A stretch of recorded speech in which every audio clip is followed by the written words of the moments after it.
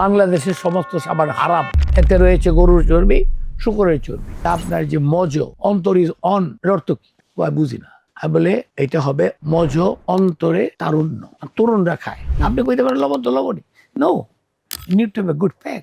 It has to be a wonderful product with all its package. এই যে এত কিছু আমরা কিনি, যে জিনিসই আমরা কিনি না কেন সেখানে তো অনেক অপশন আছে। আমরা এটা না কিনে ওইটা কেন কিনি, এটা না কিনে ওইটা কেন কিনি।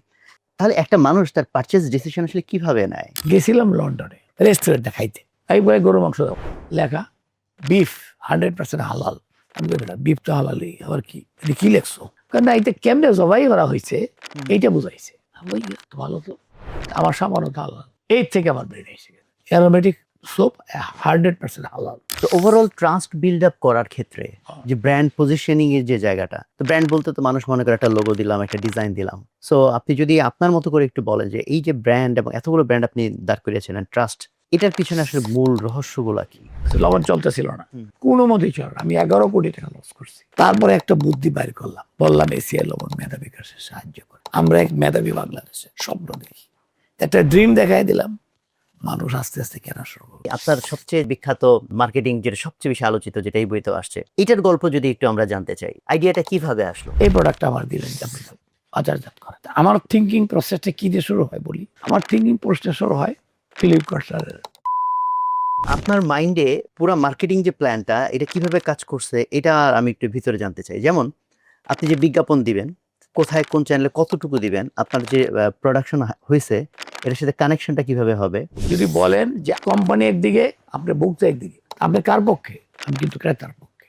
কারণ ভোক্তারা যদি আমাকে সাপোর্ট না করে, মালিক কিন্তু রাখবে না। এটা মার্কেটিংয়ের কাজ হলো নিড গ্যাপ ফুলফিল করা। আজকে অ্যাকচুয়ালি আমরা মার্কেটিং যে শব্দটা, এটা একটু গভীরে যাওয়ার চেষ্টা করব।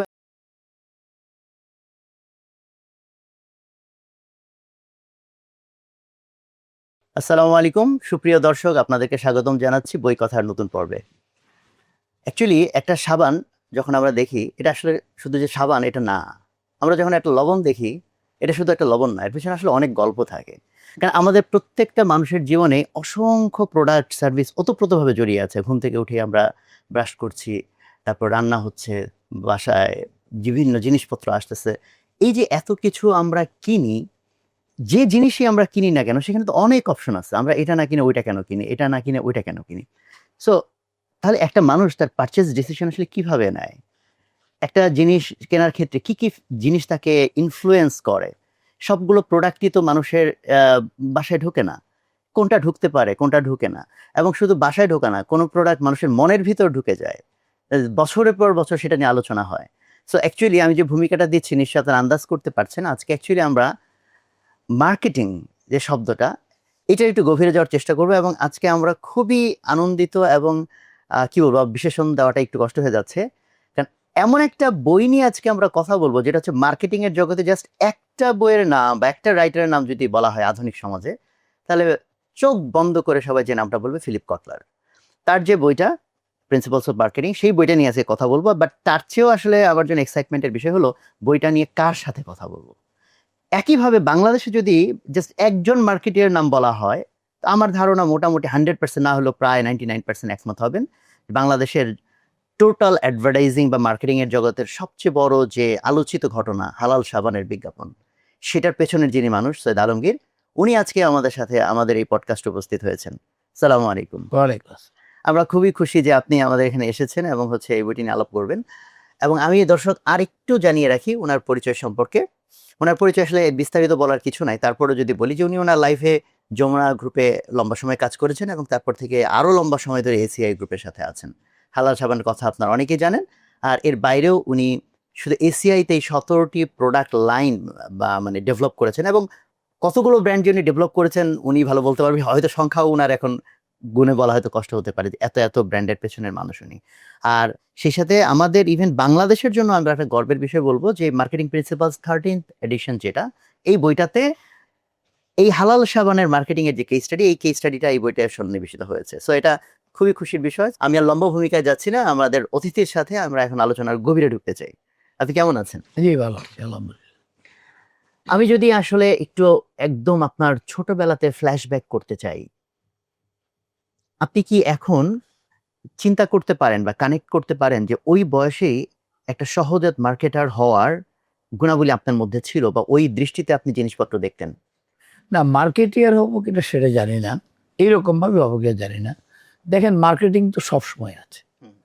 এটা একটা বাচ্চা যখন কাঁদে সে একটা মার্কেটিং করে। সে কাঁদে মানে drawing attention of the mother, so that সে তাকে যেন নেক খুলে দেয়। তারপরে যখন দেখেন দুইটা বাচ্চা যখন হয় একজনের, সেকেন্ড বাচ্চাটা খুব চালাক হয়, কারণ তাকে চালাক হইতে হয়, কারণ মা তো already busy with first one, parents সবাই। এখন তার স্থান কোথায়? সে তখন বিভিন্ন ক্যারিকেচার, বিভিন্ন নতুন বুদ্ধিমত্তার সঙ্গে দেখায় বাপ মাকে বা তার সারাউন্ডিংকে সে আকৃষ্ট করে। আকৃষ্ট করে, রাইট। তো এইটাও তার একটা মার্কেটিং। জি, জি। যাই হোক, এটি starts all from our day one of life. আল্লাহর যখন আমাদেরকে দুনিয়াতে আনেন তার থেকে। তো আমার ছোট জীবনটাও এইভাবেই কেটেছে। আমরা অনেক ভাই বোন, কাজেই হয়তো মানে ভাই বোনদের, বড় ভাই বোন আছে, আব্বা আম্মা আছেন, তো সেখানে তো একটু মার্কেটিং করতেই হবে। জি। তো সেখানে মার্কেটিংটা ছিল আসলে পড়াশোনা দিয়ে। মার্কেটিং অনেকভাবে করা যায়। আমি স্কুলে পড়াশোনা করার সময় বুঝতে পেরেছি যে আমার বড় ভাইরা অনেক লেখাপড়া করেছে। আমি যখন মানে ইভেন প্রাইমারি স্কুলে, তখনই আমার বড় ভাই একজন ডাক্তার হয়ে গেছে। তার সাথে আমার ডিফারেন্স অফ এইজ অনেক, কারণ আমরা 13 ভাই বোন। আচ্ছা। তো সে অলরেডি ডাক্তার হয়ে গেছে। আমি দেখলাম ডাক্তার সাহেবের বিরাট সম্মান। ছাত্র অবস্থায় বা ঢাকা বাসায় আসলে আব্বা আম্মা যথেষ্ট আদর করে, অন্যান্য সমস্ত পাড়া প্রতিবেশী দেখতে আসে। তো তখনকার দিনে মুসলমান ডাক্তার কম। তারপরে আমার হচ্ছে সেকেন্ড ভাইও যখন ফিশারিজের ডিরেক্টর হয়ে গেছে, তারও বিরাট সম্মান। থার্ড ভাই একজন নাম করা ব্যবসায়ী। তো এটা দেখে আমাদেরকে, আমার নিজেরই ইন্সপায়ার হয়েছে যে আমাকেও কিন্তু অনেক বড় হতে হবে, নাহলে কিন্তু আমি তো ওনার বাসার হব না, সার্ভেন্ট হব না। তো কাজে আমিও ওনার চেয়ে বড় হব। তো এই যে একটা এটা হয়েছে। আর তাছাড়া আমি কি করে আমার ভাইদের দৃষ্টি আকর্ষণ করব বা আমার আব্বা আম্মার দৃষ্টি আকর্ষণ করব, তখন আমি দেখলাম যে দ্য বেস্ট দৃষ্টি আকর্ষণ হলো টু ডু ওয়ান্ডারফুল রেজাল্টস। আমি ছোটোবেলা থেকে একটু লেখাপড়ায় ভালোই ছিলাম। ক্লাস 1 থেকে তখন তো আর এত বুদ্ধি হয় নাই, তখন আব্বার পড়াশোনার চাপে হয়ে পরীক্ষা ফার্স্ট হয়েছি। আর আল্লাহর রহমতে আল্লাহ হয়তো আমাকে মেধা দিয়েছিলেন। তো এরপরে যখন একবার ফার্স্ট হলাম, আমারও এসপিরেশন হলো, আব্বা আমারও আশা হলো যে না, ও ভালো করতে হবে। আমার ভাইদের মধ্যে হয়তো অনেকেই বড় বড় ভাই তো তারাও এরকম করেছিল। তো আমি তো আর তাটা দেখি নাই। তা আমি পরীক্ষায় এই প্রাইমারি স্কুলে মনে করেন ক্লাস 1 থেকে 5 পর্যন্ত আই নেভার স্টুড সেকেন্ড। তো এটা আমাকে একটা মার্কেটিং হয়ে গেছে, বাসায় একটা আদর যত্ন হয়ে গেছে। এবং ক্লাস 6 থেকে আবার ক্লাস 10 পর্যন্ত, তো সেটা তো আমার আরও ভালো করেছি, কারণ আমার মধ্যে এখন একটা ইন্সপিরেশন জেগেছে। হ্যাঁ। আমি ক্লাসের ক্যাপ্টেন হইতে চাই। আমি একটু মাতাব্বর টাইপের ছিলাম ছোটোবেলা থেকে। আমার একটা ডেফিনেট স্পেস থাকা দরকার বসার। দেরি করে আসলে আমি ওখানে বসবো। সেটা বসতে হলে আপনাকে ক্যাপ্টেন হইতে হবে। আর ক্যাপ্টেন হইতে হলে তখনকার দিনে ফার্স্ট বয় ক্যাপ্টেন হয়, এটাই নিয়ম। তো আমাকে ফার্স্ট বয় হতে হবে। তো এইভাবে একটু জীবনটা শুরু করেছিলাম। তারপরে একবার দেখলাম যে আমাকে টিচার বলছে যে তুমি ওথ 6এই বলছে যে তুমি ওথ পরিচালনা করো। ক্লাসে যখন আসার আগে ওথ হয় অ্যাসেম্বলিতে, সেই ওথ কিন্তু আমি ক্লাস 6 থেকে 10 পর্যন্ত একদম প্রতিদিন পড়ালাম। তো আমি যে কোনো একদিন হয়তো জর্জারি হইলে অন্য কেউ করছে। এখন এইভাবেই কিন্তু একটা ইন্সপিরেশন জেগে উঠলো এবং একটা লিডারশিপ আমার মধ্যে গ্রো করেছে। আর তাছাড়া আমার ভাইরা, বড় ভাইরা, বিশেষ করে আমার ইমিডিয়েট বড় যে, তার নাম ছিল সৈয়দ বদরুদ্দোজা, আমি ভাইজান ডাকতাম। আমি পরীক্ষায় ফার্স্ট হইলে উনি কোনোদিন আমাকে হেঁটে আসতে দিতেন না, কাঁধে করে নিয়ে আসতেন বাসায়। আচ্ছা। অনেক বড় হয়ে গেছি, তারপরে উনি কাঁধে করে আনতেন, এনে আম্মার সামনে দিকে যে আম্মা ফার্স্ট হয়েছে। তো এইগুলো দিয়েই তো আমি মার্কেটিংয়েটা আমার মধ্যে জেগে উঠেছে যে না, তাইলে আমি কিভাবে ভাইজানের দৃষ্টি আকর্ষণ করবো, কিভাবে ভাইদের কাছ থেকে আরো আদর পাবো, আম্মা আম্মাকে আপনি আমাকে এরপরে ভরসা করবে। Was the result of the. But তার অ্যাবসলিউটলি যখন আপনি মার্কেটিং কি পেশা হিসেবে নিলেন হ্যাঁ, অথবা মার্কেটিং একদম। পড়ালেখা হিসেবে নিলেন, না, একদম। তখন কি কোনো কনফিউশন ছিল নাকি মানে একদম এটা আপনার ভিতরে বিল্ড ছিল যে না দিস ইজ দ্য সাবজেক্ট? না, কনফিউশন ছিল। আচ্ছা, ওকে। কনফিউশন হলো I wanted to be a civil servant. আচ্ছা, তো সিভিল সার্ভেন্ট অফ বাংলাদেশ, তখন তো আমি ইন্টারমিডিয়েট পড়ি, তখন পাকিস্তান ছিল। আচ্ছা, জি। আমি ভেবেছি সিএসপি হব। আমি দেখতাম পাকিস্তান থেকে যে সিএসপি করে যারা আসতো তারা এইচডি হইতো। আমার বোনের বাসা ছিল এইচডিও সাহেবের বাসার পাশে ঝিনাইদহ। তো দেখতাম ইয়াং এইচডিও ফার্স্ট লাল টকটকে আসছে পাকিস্তান থেকে, সাদা শার্ট, সাদা প্যান্ট, সাদা জুতা পরে সে ব্যাডমিন্টন খেলতেছে। আমার ডাকে আসো, তো আমি খেলি, তার সাথে কথা বলি। তো আমি দুলাভাইকে জিজ্ঞেস করি যে লোক কেমনি এত বয়সে, দেখি যে রাস্তাতে যায় পুলিশ তার সাথে যায়, তারে সেলিউট করবে। আজকালকার বিশাল ডিসি সম্মান আর কি। জি জি। তখন আজকের ডিসি, কারণ একটা তখন সাব ডিভিশন তখন ডিস্ট্রিক্ট হয়ে গেছে। তো তার সম্মানে কোনো অভাব নেই। আমি বলি এটাই আমার হইতে হবে। তখন দুলাভাই আমাকে বুঝাইলো কি করলে এটা হওয়া যায়। তুমি নিজের পড়াটা ভালো করে পড়ো, প্রাইভেট মানে বাইরের পড়াশোনা, আউট নলেজ, অন্যান্য অনেক ইম্পর্টেন্ট জিনিস, তারপরে পেপার পড়ো আগাতে মাথা পর্যন্ত। তো এইগুলো আমি সব করতে থাকি। কিন্তু দেশ স্বাধীন হয়ে গেল। দেশ যখন স্বাধীন হয়ে গেল তখন আমি গ্রাজুয়েট হইনি, কাজে আমি ইচ্ছা থাকলেও বিসিএস দিতে পারতাম না। আমাকে ওয়েট করতে হবে পরবর্তী বিসিএস এর জন্য পাস করার পরে। তো প্রথম বিসিএস তো আপনি জানেন এটা পলিটিক্যাল বিসিএস ছিল। হাজার হাজার লোক নেওয়া হয়ে গেল, যারা কোনো পরীক্ষা নেই, তারা স্লিপ আনলো হয়তো মনি সাহেবের কাছ থেকে, তুফাইল সাহেবের কাছ থেকে। তুফাইল সাহেব থেকে স্লিপ আসলে এক ধরন, আর মনি সাহেবটা এক ধরন। এমনও ছেলে মেয়ে আছে যারা ঢাকা শহরেই দেখে নাই এর আগে, তারাও কিন্তু চান্স পেয়ে গেল, এবং তারা ভালো করে লিখতেও পারে না। আমি একজন এত লেখাপড়া করে আমি কেমনে ওদের আন্ডারে সার করবো, এটা আমার মাথায় ঢুকলো। আমি change this idea. Then I thought of going into business administration, civil administration বাদ দিয়ে বিজনেস অ্যাডমিনিস্ট্রেশন। তো এখন বললেই তো আর হওয়া যায় না। আর তখন তো ছিল একমাত্র আইবিএ, ঢাকা ইউনিভার্সিটিতে। তো আমি ঢাকা ইউনিভার্সিটিতে আইবিএতে পরীক্ষা দিতাম। আমি ভাবি নাই যে আমি চান্স পাবো, কারণ there had been lot of students. লিবারেশনের পরে তো সবাই পাস করে গেছে, আর সবাই আইবিএ দিয়ে যোগ। তো অনেক হাজার ছাত্র, তার থেকে 100 জন নিবে। তো আলহামদুলিল্লাহ আমি গট অপরচুনিটি। তাই আমার লাইন তখন পরিচয় হয়ে গেল। এবং ন্যাচারাল আইবিএতে পাস করে এমবিএ করার পরে আমার চাকরিরও কোনো অভাব নেই, 5-5টা ভালো চাকরি পেলাম। তারপরে আমি ইচ্ছা করলাম যে একটা ব্রিটিশ ফার্মাসিউটিক্যালে জয়েন করব। সেটা ছিল ম্যান বেকার, এখন নাম হয়েছে সানোফি এভেন্টিস। এটা ওয়ার্ল্ডের এখন 1 নম্বর কোম্পানি, 1 নম্বর কোম্পানি। ওখানে জয়েন করলাম অ্যাজ এ রিজিওনাল চিফ, পাবনাতে আমার পোস্টিং। তো সেখান থেকে আমি 60টা প্রমোশন পেয়েছি। ওষুধের কোম্পানিতে প্রমোশন নাই, 1-2টা প্রমোশন পায় সারা জীবনে, কিন্তু আমাকে আটকায় রাখার জন্য তার প্রতি 2 বছর পর পর একটা করে প্রমোশন দিয়েছে। একটা সার্টেন স্টেজ আসলো, আমি দেখলাম যে আরে আমার তো আরো 40 বছর চাকরি করতে হবে, তো এখানে আমি কয়েকদিন পরে এমডি হয়ে যাব। এরপরে ছোট একটা কোম্পানি, কমফোর্ট থাকবে কিন্তু চ্যালেঞ্জ থাকবে না। আমি নাই, leave it, I go to FMCG. অনেকে বুদ্ধি দিল এটা করো, চেঞ্জ করে আমি এই যমুনা গ্রুপে আসলাম। এবং যমুনা গ্রুপের এমডি সাহেব, বাবুল সাহেব আমাকে অনেক আদর করে, অনেক, মানে এইটা বলতে হবে যে অনেক কষ্ট করে আমাকে উনি রাজি করিয়েছিলেন। তা আমি সেখানে আসি।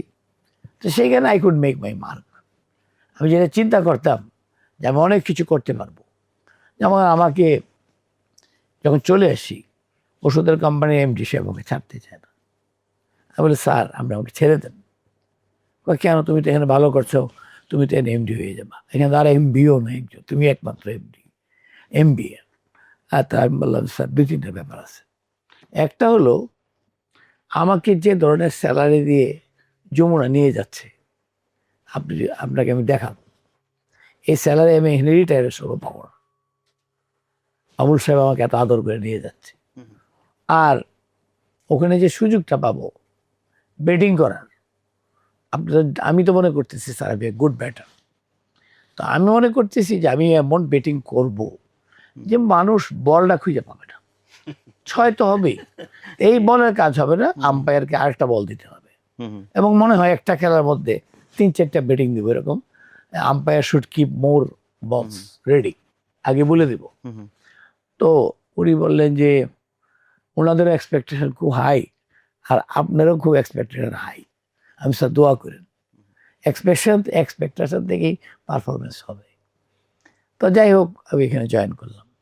তো এখানে যেটা বলেছিলাম যে ছক্কা মারবো, কয়েকটা যে বল পাবে খুঁজে পাবে না, ইনফ্যাক্ট 10-20টা বল হারিয়ে গেছে যমুনাকে এসে, আর 10-20টা এমন বাইট দিয়েছে। জি, আমি আপনার সবচেয়ে যে বিখ্যাত মার্কেটিং যেটা সবচেয়ে বেশি আলোচিত, যেটা এই বইতে আসছে, এটার গল্প যদি একটু আমরা জানতে চাই যে আইডিয়াটা কিভাবে আসলো? এটা তো একটা অনেক বড় গল্প। আপনি জানেন আমি যখন জয়েন করি তখন আমাকে নুরুল ইসলাম বাবুর সাহেব, প্রয়াত চেয়ারম্যান যমুনা গ্রুপ, আমি জানি না ওনার সম্বন্ধে আপনার ধারণাটা কি। উনি একটা লায়ন হার্টেড লোক ছিলেন। আমার জীবনে এইরকম সাহসী বীর পুরুষ আমি কম দেখেছি। এবং ওনার যে বড় হওয়ার উদ্দীপনা, backed by his courage and tactics and এটা তো টেকটিক্স, আমার মতো লোককে নিয়ে আসছে সে। এটা গরু ছাগলকে দিলে পারবে না তো, এটা করতে গেলে এই যে কোনো জিনিসই যত টাকাই থাক পরিচালনা করাটা তো খুব ইম্পর্টেন্ট। রাইট। আর থিঙ্কিং প্রসেসটা তো অনেক ইম্পর্টেন্ট। তো উনি আমাকে বললেন যে আপনি আসার আগে যে আপনি আমার ভাই, আপনি 100টা ভুল করলে এটা আমার ভুল, আপনার ভুল না, আর আপনি ভয় পাবেন না। আর আমার কাছে প্রচুর টাকা আছে। উনি আয়ের আগে অনেক ব্যবসা করে অনেক টাকা উনি আগে সঞ্চয় করেছেন, এবং সেগুলো উনি আমাকে দেখালেন, সেভিং সার্টিফিকেট, এইটা ওইটা, to convince me to join Jamuna. এটা আগে, প্রায়র টু জয়েনিং। হ্যাঁ। তো আমি জয়েন করলাম। আমি জয়েন করার আগে একটু কথা আছে, উনি আমাকে যেদিন অফার দিলেন তার 10 দিন আগে আমি আমেরিকা যাওয়ার জন্য প্রস্তুতি নিয়েছি, যে আমেরিকা গিয়ে সেটেল করব। আমার টিকিট রেডি। এর মধ্যে উনি এই অফার দিচ্ছেন। আমি বললাম, আমি তো চলে যাবো 4-5 দিন পর। আপনি অ্যাপয়েন্টমেন্ট লেটারটা ভাবির কাছে রেখে যান, আপনার যদি আমেরিকা ভালো লাগে থেকে যাবেন, ওনাদেরকে নিয়ে যেন, আর খারাপ লাগলে আমার এনে জয়েন করে চলে আসেন। তখন আমার ওই চাকরিও কিন্তু আছে, রন পোল্যাঙ্কের যেমন সেনোফির চাকরিও আছে। তো অলরেডি কিন্তু সেনোফিতে আমি অনেক বড় boss, I got car, driver, everything. আর এই যে জসীমউদ্দিন রোডে ফ্ল্যাট দেখছেন ইস্টার্ন হাউজিংয়ে, এখানে কিন্তু আমার ফ্ল্যাট ওই তখনই কেনা আছে, এবং আমার 5 ভাইয়ের কেনা আছে। তো সেই সময় আমি আমেরিকায় গেলাম। আমেরিকার লাইফ আমার ভালো লাগে না।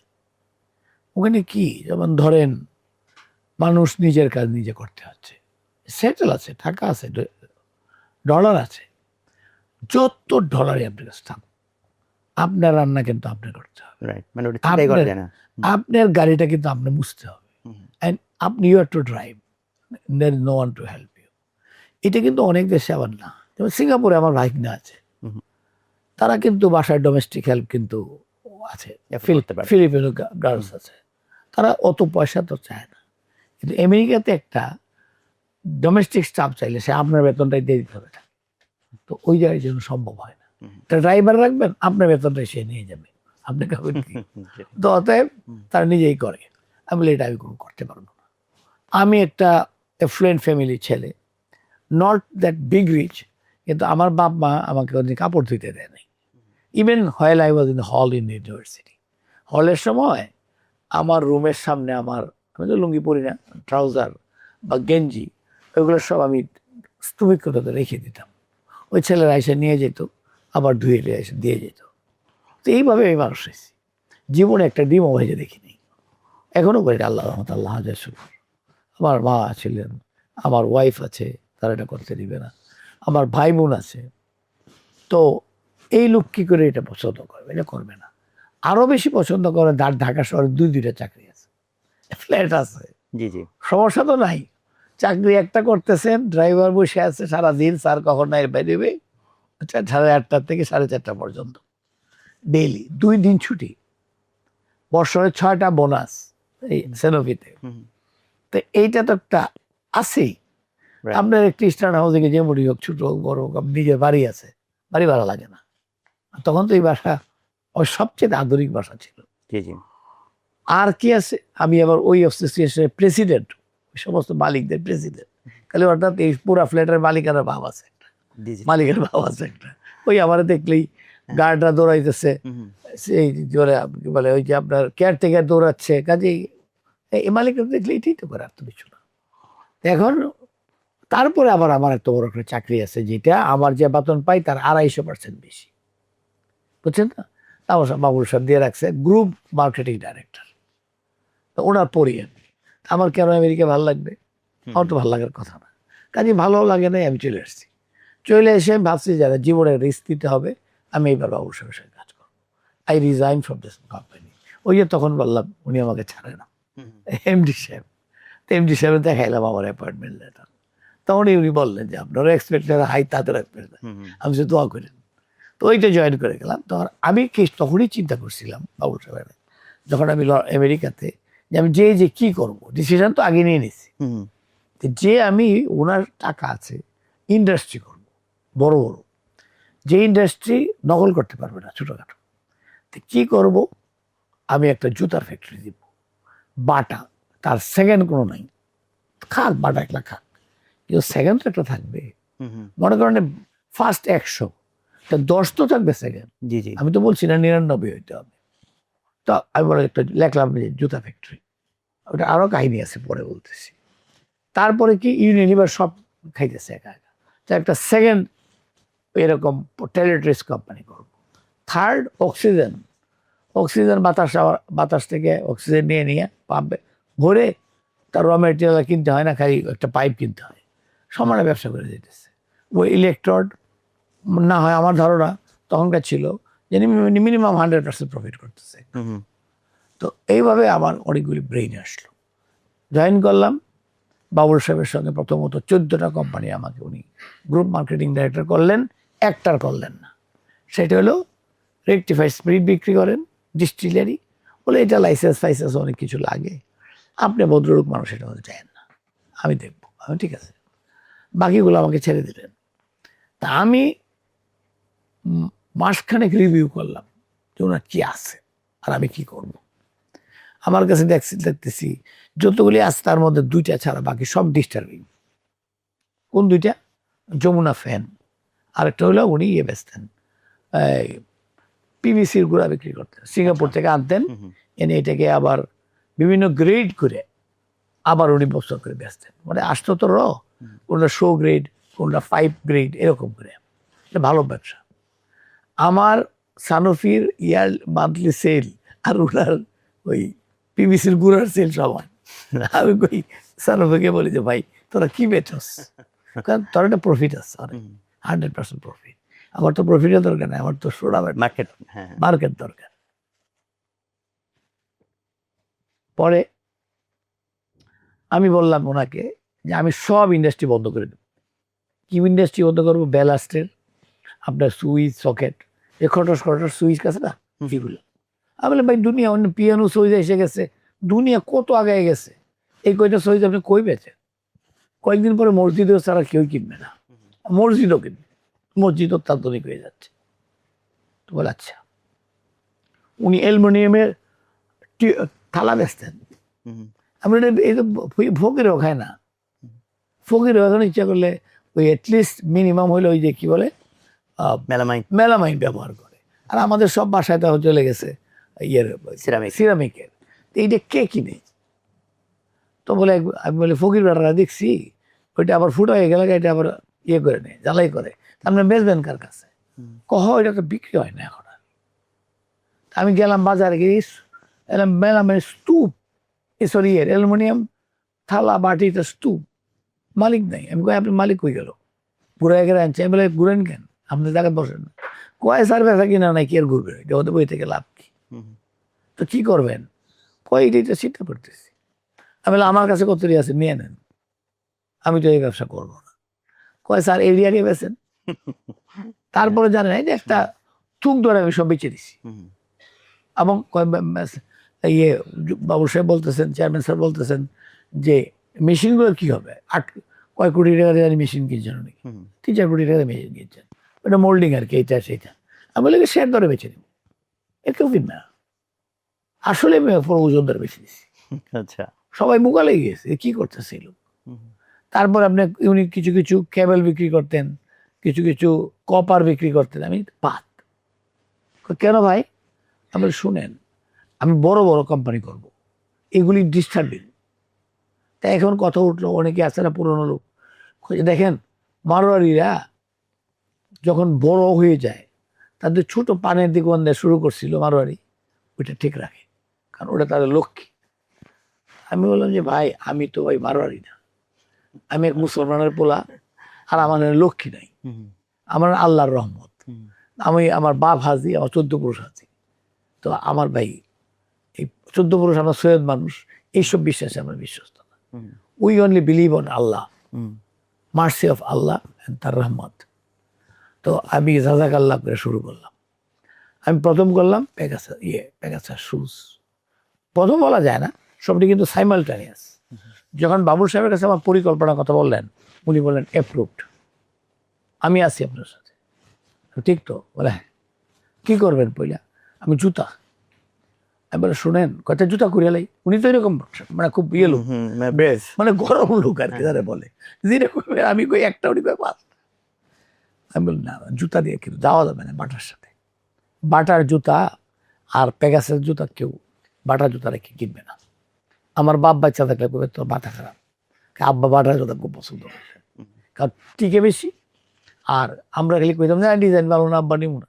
হাই এটা নাও, এটা ভালো। আব্বার তো হলো অনেক ছেলে মেয়ে, কাজে উনি তো চাই সপ্তরা মূর্তি। যাই হোক, এইটাই সত্য। পরে আমি একবার থাইল্যান্ডে গেলাম আমার ওয়াইফের সঙ্গে। ঘটনা জানতে চাচ্ছেন তো, এই জন্য বলতেছি। প্রত্যেকটা কিছু ঘটনা না বললে তো বা লাভ নেই। থাইল্যান্ডে গেলাম আমার ওয়াইফের সঙ্গে। এই ঘুরতেছি মার্কেটে, তো দেখি একটু জুতার দোকানে গিয়ে তখনও কিন্তু ওই ক্যাটস আর স্নিকার এত আসে নাই। আচ্ছা, বিদেশে হয়তো আছে, আমি জানি না। এর আগে আমি সুইজারল্যান্ডে গেছিলাম, আমাকে একজন কালো ধরনের জুতা দিছিল, বলে যে এটা স্নোতে পড়তে ভালো। তো এটা এত সুন্দর সাদা বা রঙিন বা এরকম পায়ে যে দিতে আমি দেখি নাই। ওই লন্ডনে দেখি নাই, আমেরিকা গেছিলাম, সবাই দেখি নাই। কিন্তু সেবারটা আমি দেখলাম থাইল্যান্ডে। আমি কি রে ভাই, what is this? They said this is very new, you try it. আমি আমার পায়ের মধ্যে দিয়ে এটা ঘুরলাম, আমার সাইজের লাগায় টাকা দিল। আমার মনে হয় যে তুলা দেখে ধরে রাখছে, বুঝছেন? আমি গাড়ি সব সুন্দর। তো আমার ওয়াইফে বলে এটা আমি কিনবো। দাম কত? ৩,৫০০ বাত, কয়টা লট। আমি কই ভাই, আমার কইছে, আমার ওয়াইফ কইতে কিনো না। আমি কার দূর ভাল লাগছে তো, আরে কিনো না, তুমি পড়বা না তো, তুমি ব্রিটিশ কোম্পানিতে চাকরি করো, তুমি যে সপ্তাহে 5 দিন তোমার হলো নিষেধ, জুতা ছাড়া, মানে ইন করে ছাড়া, ফুল স্লিভ ছাড়া, আবার 6 মাস টাই স্যুট ছাড়া দেওয়া নিষেধ। তো তুমি কর পড়বা? আমি শুক্রবারে বলবো, আমি শুক্রবার নাম্বার করি, বাঁচো না, দিল না। ওনার যুক্তি ভালো আছে, আর এত টাকা। চলে আসলাম। সেকেন্ডে আবার কয়েকদিন পরে আবার ওই আশেপাশে আরেক দোকানে এনে দেখলাম, আবার ট্রাই করলাম, কেনার জন্য চেষ্টা করলাম। My wife did not allow. আচ্ছা যাক, গেল। ওনার কথা তো শুনতে হবে, যুক্তি আছে তো। তারপরে যিনি চলে আসবো সেদিন সন্ধ্যায় উনি বলতেছেন আমাকে, খুব অন্যায় করছি, আমি তো দেখি নাই তোমার কোনোদিন এত ইমোশনাল হয়ে কোনো কিছু একটা কিনতে। আমার খুব ভুল হয়েছে, চলো যাই জুতাটা কিনে নিয়ে আসি, নাহলে আমার বাড়িতে যায় খারাপ লাগবে। আমি না, খারাপ লাগার কিছু নাই। কেন? আমি ওই যে দেখো জুতাটা কেনা আছে। কিনে আমি লুকিয়ে রাখছি, বাইরে করে নিয়ে, এই যে দেখো জুতা। খুব ভালো কাজ করছো। আমি এই জুতা আমার এমন পছন্দ হয়েছে, বুঝছো, 3,000 10,000 কোনো ব্যাপার না, আমার কিনতেই হবে। এই জুতা দেখেন এমন, যারা পরেই তো আমার আসা উচিত ছিল, না পরি না, কারণ এইটার সুটকেসে পরে আনছি। আইনা ঢাকা আইসা পইরে ফোন করছি আম্মা করে, আমার বোন আসলে মনে হয় এমপি সাহেবের বাসায় আছে, ওইটা পইরে গাড়ি চালা গেছে, আম্মারা দেখাইতে বললাম। তারপর ভাই বোনদের দেখাইছি, দেখ কি মজা এটার মধ্যে পইরে। তো খুব খুশি, কদিন বললাম টললাম। তো এই থেকে আমার একটা এক্সাইটমেন্ট হয়েছে, যে এক্সাইটমেন্টটা আমার হয়েছে, আমি কিন্তু ইমোশনাল। আমি হচ্ছে আলহামদুলিল্লাহ আপনার কাছে বলি, আমি কিন্তু একটা সাধারণ মানুষ মধ্যে পাগল হয়ে যাওয়া জিনিস দেখে কিনতে, জানেন না, জীবনে অনেক বড় বড় জিনিস দেখছি, কিন্তু এরকম কিনতে পাগল হয়ে যায়নি। ধরেন আইফোন দেখছি, আমি তো প্রথম কিনি না, আইফোন তো সব gifted. It did not attract with that manner. ওই যেটা ওরা হয়েছিল, ওইটা আমি মনে রাখছি। এখন যখন এটা করি, আমি বললাম যে বর্ষায় বাটার সঙ্গে আমি এতে যাবো না, হিটে যাবো না, আমি যাবো সাইড দিয়ে। হ্যাঁ, কারণ আমি যদি ওরা হিটে যাই তাই পারবো না। Bata is 100-200 years old company. There are many follower in Bata. এখানে তাদের একেবারে কি বলবো, মানে এত তাদের লোক আছে যারা কেনে বাটার জন্য পাগল। তা আমি কি হলাম কি, স্নিকারের কেস কিনবো, যেটা বাটা তখন আনে নাই। এই সুপার টুপার এই যে কি এখন পাওয়ারটা নাই। ওদের আছে হলো স্যান্ডেল, ওই মেয়েদের স্যান্ডেল, ছেলেদের স্যান্ডেল আর জুতা, এই তিনটা স্ট্রং। আমি বলি এই তিনটা দামি নেই, বুঝছেন না? তারপর আমি দিলাম বাচ্চা মানে বাটার, কিন্তু মেয়েদের জুতা নাই, স্যান্ডেল, তা ওই মানে কম দামি স্যান্ডেল, যাতে মেয়েরা শাড়ির সাথে মিলাই মিলাই কিনে। আর এইগুলো কিন্তু বাটার থেকেও কিনে না। আমি তো মেয়েদেরকে লক্ষ্য করি, তারা করে কি, যে যাতে শাড়িটা কিনছে ওই ধরনের একটা স্যান্ডেল কিনবে, ম্যাচ করে করে। ম্যাচ করে কোথার থেকে, ওই রাস্তার থেকে, নাইলে ওই ফুটপাথের তো করে খারাপ না, যাতে করে ওই শাড়ি যতদিন পরছে কিছুদিন ওটার সাথে জুতার ছিঁড়ে থাকবে, অসুবিধা নেই। তো আমি বললাম যে এখানে থেকে জুতা দিব, আর ছেলে মেয়েদের জন্য, বাচ্চাদের জন্য ভালো ভালো জুতা দিব। এই করে আমি শুরু করলাম। তো আমি শুরু করলাম, আমি বললাম যে লার্জ স্কেলে আমার সাথে আমার চেয়ারম্যান সাহেবের যে আমি কি বলবো, এত ফিটিং কথায়।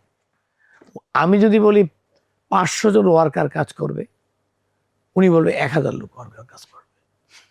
আমি না, 500 আগে শুরু করি।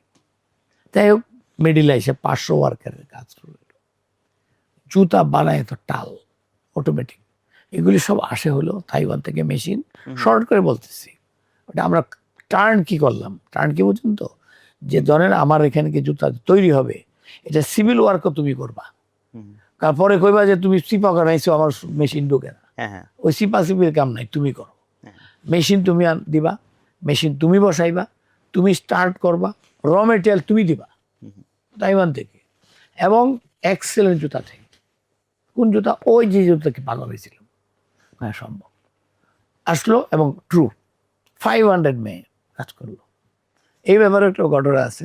আমি যখন জুতা বানাইতেছি, হেভি জুতা বানাইতেছি, জায়গা তো আটা না, তারপরে হয়তো বিগ গোডাউন বানাইছে, ওইটা ভরে গেছে, বিক্রি নাই। তারপরে আপনার ফ্যানের গোডাউন ভর্তি, তারপর পিভিসির গোডাউন ভর্তি, সব জায়গায় জুতা বক্স। তো আমি আবার বক্স বানাইছি বড়, বাটা বক্স বানায় 2 টাকা দাম, আর আমার বক্সের দাম তখনই 16 টাকা 75 পয়সা। সুন্দর নীল, মনে আছে কিনা আপনার? ছেলেদের এক্স্যাক্টলি মনে নাই, বাট ব্লু, হ্যাঁ, শক্ত জুতা। কেন এটা করলাম? বিদেশি দেখি জুতার বাসটা থাকে সুন্দর, অ্যান্ড ইট অ্যাট্রাক্টস পিপল। যখন জুতার সাজায় রাখলো এলিফ্যান্ট রোডে, মানুষ তো দেখে খালি প্যাগাসাস আর কিচ্ছু তাই, নীল আর লাল, লাল মানে মেয়েদের জুতা। যাই হোক, তখন একদিন চেয়ারম্যান সাহেবের ওয়াইফ, আমাদের প্রাক্তন এমপি সালমা ম্যাডাম, আমরা ভাবি খুব ভালো মানুষ, উনি আমাকে খুব রেসপেক্ট করে কথা বলেন। আমার ফোন করছে, ভাই একটা কথা বলতে ফোন করছিলাম সকালে। আমি বলেন, ভাবি কেমন? আপনার ভাই তো রাত্রে ঘুমায় না। আমি কেন ঘুমায় না, কেন কি হয়েছে ভাবি? ওনার হয় আমাকে বলে, জুতা যেভাবে বানাইতেছে আলমগীর সাহেব, যদি জুতায় ফেল খায় তা আমি আবার রাস্তার ফকির, আমি কিন্তু রাস্তায় চলে যাব, আমার আর কিচ্ছু নাই। তা আল্লাহ জানে, জুতা তো এক পিস হয়েছে। পরে আমি বললাম, আচ্ছা ভাবি ঠিক আছে, আমি দেখতেছি, আপনি নিশ্চিত থাকেন। সকালে উনি আসতেই ওনাকে বললাম যে আপনি বললেন রাত্রে ঘুমান না। এবারে ভাবি ফোন করছিলেন, বলেন না ঘুমাই না, এই যে আর কি একটু চিন্তা করতেছি আর কি। চিন্তা করেন, এক পিসও থাকবে না। আমি তো ধারণা আছে তো। আপনি এত শিওর কেন? আমার সে বলতেছে, আমি যে আল্লাহ দিচ্ছে আমার সিউরিটি, ওয়েট এন্ড সি। তো এখন বেচেন না? আমি নো, একটা দুটো তো বেচবো না, এমন সময় বেচবো যে মানুষ নিয়েও কুলাইতে পারে না। ওই সময়টা আমি পয়লা রমজান থেকে বেচবো। এই আর কদিন পরে রমজান, আর 15-20 দিন পরে শুরু হবে। আমি এখন ফিল্ম টিম বানাইতেছি, টিভিতে বুকিং দিচ্ছি, দেখেন আপনি। আচ্ছা আচ্ছা ঠিক আছে, আল্লাহ দিলে সমস্যা নেই, আল্লাহ আল্লাহ ছাড়া কি হবে। পয়লা রমজান থেকে আমি এটা দিলাম, ইন্ট্রোডিউস করলাম, পায়ে পায়ে প্যাগাসাস। হ্যাঁ হ্যাঁ, সব ধরনের প্যাগাসাস দেখাইলাম। বিশ্বাস করবেন না, বাজার তো আগে দিয়েছি। কেমনে দিলেন? বাজারে জুতা নিয়মই হলো বাকিতে দেওয়া, বাটা সব বাকিতে দেয়, এবং সব চাঁদ রাত্রি সব টাকা উঠায় ফেলে।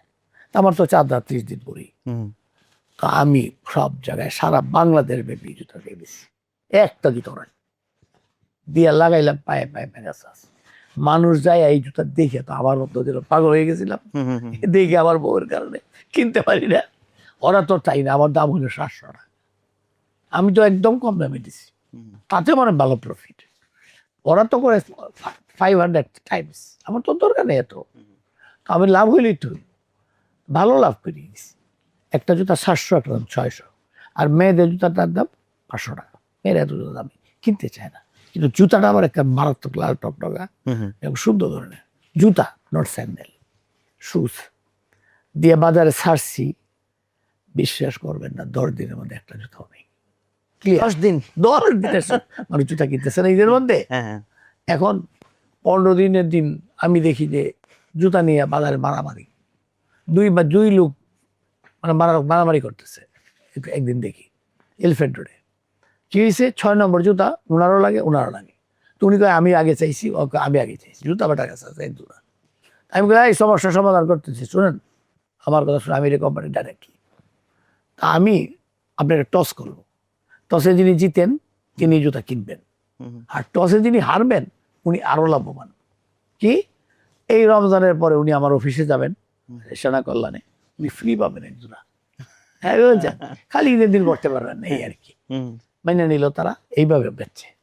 তো যাই হোক, তারপরে আরেকটা ঘটনা ঘটলো। এই কয়েকদিন পরে ওই যিনি জুতা বানায় উনি কিন্তু আমার খুব নাম করার, আমি বাটা থেকে আসছিলাম, ভেরি গুড ম্যান। সে আমার কাছে রেজিগনেশন, ভাই স্যার আপনার সঙ্গে আমি চাকরি করবো না। আমি বলি ভাই কি করছি, আমি তো খুবই সবারে আপনাদের খুবই কলিগ হিসেবে জানি, আমি তো কোনোদিন বোসিং করি না। বোসিং করে আল্লাহ, আল্লাহ খালি বারে বারে বলে যে আমি কিন্তু সর্বশ্রেষ্ঠ, আমি কিন্তু এই পারি ওই পারি, আমি তো কিছুই পারি না। তো কাজেই I am his servant only. তা আপনি আপনার লাগে আমার কি হয়েছে সমস্যাটা? না স্যার আপনি বেশি অ্যাগ্রেসিভ লোক। আমি কি জুতা মারা এগুলাইতে পারি না, আপনি বেশি হলেন, আমি নিজের সমস্যা কি? স্যার জুতাটা একটু কিউরিং করতে দিতে হবে, নিচে পিভিসিটা এসে লাগাইতে পারবে তো। আমরা বলি 5 দিন মিনিমাম কিউরিং করতে হবে, বাট মিনিমাম এটা কিউরিং করার সময় দিবে, মানে বানাই যদি আপনি পারেন তাহলে খুলে যাবে। আমি কই যে জুতা ভাই আপনি কতদিন বাকি আছে বলেন? কয় স্যার 12 দিন বাকি আছে ঈদের। তাইলে আপনার কয়দিনে কিউরিং লাগবে? 5 দিন। আচ্ছা মনে রাখলাম। আপনি আগে 7 দিন পর্যন্ত দেন, তারপর আমি কিউরিংটা দেখতেছি। আর আপনি ওই 5 দিনের আগে আর 2 দিন ব্যাস বানাইবেন, পরের 3 দিন ঈদের আগে 3 দিন বন্ধ, হ্যাঁ, তারপর আইসা আপনি আবার কিউরিং করতে রাখেন। আমার এখন জুতা দিতে থাকেন, আমি এই কিউরিংটা ওর বাসায় করি, আপনি ফ্যাক্টরিতে রাখবেন। জুতা যারা কিনে নিয়ে যেতেছে, পয়লা রমজানও যে কিনছে, সে কি জুতারা পায়ে দিয়ে ঘুরতেছে না, শুধু ঈদে পড়বে। ওই আছে জুতারা ওর বাসা আলমারির উপরে বক্সটা সহজ হয়েছে, ঈদের দিন পড়বে। এই যে 7 দিনের আগে যা কিনবে ওইটাই পড়বে, ওর কিউরিং ওর বাসায়। আমার ফাঁকে আমি টাকাটা পাই। তো লোকটা হাসিয়ে দিয়েছে, স্যার এইভাবে চিন্তা করে নেই। তো যাই হোক, জুতা সব সাফ। চেয়ারম্যান সাহেব বিদেশে ছিলেন, আইসা উনি খুঁজেন ওই জুতা নাই। তারপরে আমি তো ওই জুতা আবার সব টাকা উঠাই ফেলাইছি আমার এই বাসা কমলাপুরের বাসায়, টাকা স্তূপ বুঝলেন, সব বেচে সব দিয়ে দিচ্ছি। তো এইভাবে কিন্তু আমি কাজগুলো করছি এবং পরবর্তীতে গেছে। আমি যদি এটা একটু ভিতরে যাই, যে স্টোরির ভিতরে, যে আপনার মাইন্ডে পুরো মার্কেটিং যে প্ল্যানটা এটা কিভাবে কাজ করছে, এটা আমি একটু ভিতরে জানতে চাই। যেমন আপনি যে বিজ্ঞাপন দিবেন, কোথায় কোন চ্যানেলে কতটুকু দিবেন, আপনার যে প্রোডাকশন হয়েছে এটার সাথে কানেকশনটা কিভাবে হবে, ইভেন আপনি যে স্পেসিফিকেশন, মানে মার্কেটিং এর তো আসলে অনেকগুলা লেয়ার, প্রোডাক্টের চয়েস থেকে শুরু করে ডিস্ট্রিবিউশন, এবং জুতাতে এই বিজনেসে আপনারা নামছেন নতুন, so distribution channel set up করা তো অ্যাকচুয়ালি কতটুকু কঠিন এটা যারা ব্যবসা করে তারা জানে। সো ওইটা এক্সিস্টিং তো চ্যানেল মেবি আপনার ছিল না, সো তাহলে ওই টিম যে সেট আপ করা এতগুলো জায়গায়, খুব ভালো দর্শন শোনেন, এই চিন্তাটা আমার প্রথম থেকে। যখন আমি কোম্পানিটা গ্রো করছি তখন আমি চিন্তা করছি আমি লুক কই পাবো, আমার কোথায় কোথায় লুকটা খুবই ইম্পর্টেন্ট লাগবে। একটা হলো আপনি যেটা বললেন ডিস্ট্রিবিউশন। আমি তো এক দোকানদারও চিনি না, ওই বেটাকে চোর না এই বেটাকে ধাউর নাকি বাটমার এটা তো আমি জানি না। এত বড় দোকান দিচ্ছে, হয়তো টাকা নিয়ে দেয় না, মারামারি করব, যুদ্ধ করব। আল্লাহ শুনেন, যখন আল্লাহ কাউকে রহমত দেয় না, সে চতুর্দিক দিয়ে রহমত দেয়, এটা তো আপনি নিজেও বুঝেন। জি জি, এনিবডি উইল আন্ডারস্ট্যান্ড। আমাকে আব্দুর রশিদ নামে একটা লোক পাইলাম, তিনি বাটায় 40 বছর কাজ করছেন ডিস্ট্রিবিউশনে। আচ্ছা, রশিদ সাহেবের চিনে নাই এমন কোন দোকানদার নাই, এবং পজিটিভ চিনে। বলে যে বাটা এমন ব্যাককেল, ওনারা 57 বছর বয়সে রিটায়ার করাই দিচ্ছে, লেখাপড়া তেমন জানে না, মানে মেট্রিক ইন্টারমিডিয়েট পাস, কিন্তু সে হলো রক্ষদর্পণ। সে আমার আমি তার সাথে সাথে নিয়ে নিলাম, তার তো জব দরকার, সাথে সাথে তারা নিয়ে নিলাম। আচ্ছা, এই যে আমি বললাম আফার সাহেব নামে এক লোক, বাটার শ্রেষ্ঠতম প্রোডাকশনের লোক, সবাই বলে। এই রশিদ সাহেবই বলছে, স্যার উনি হলেন আমাদের সবচেয়ে ভালো তৈরি করে।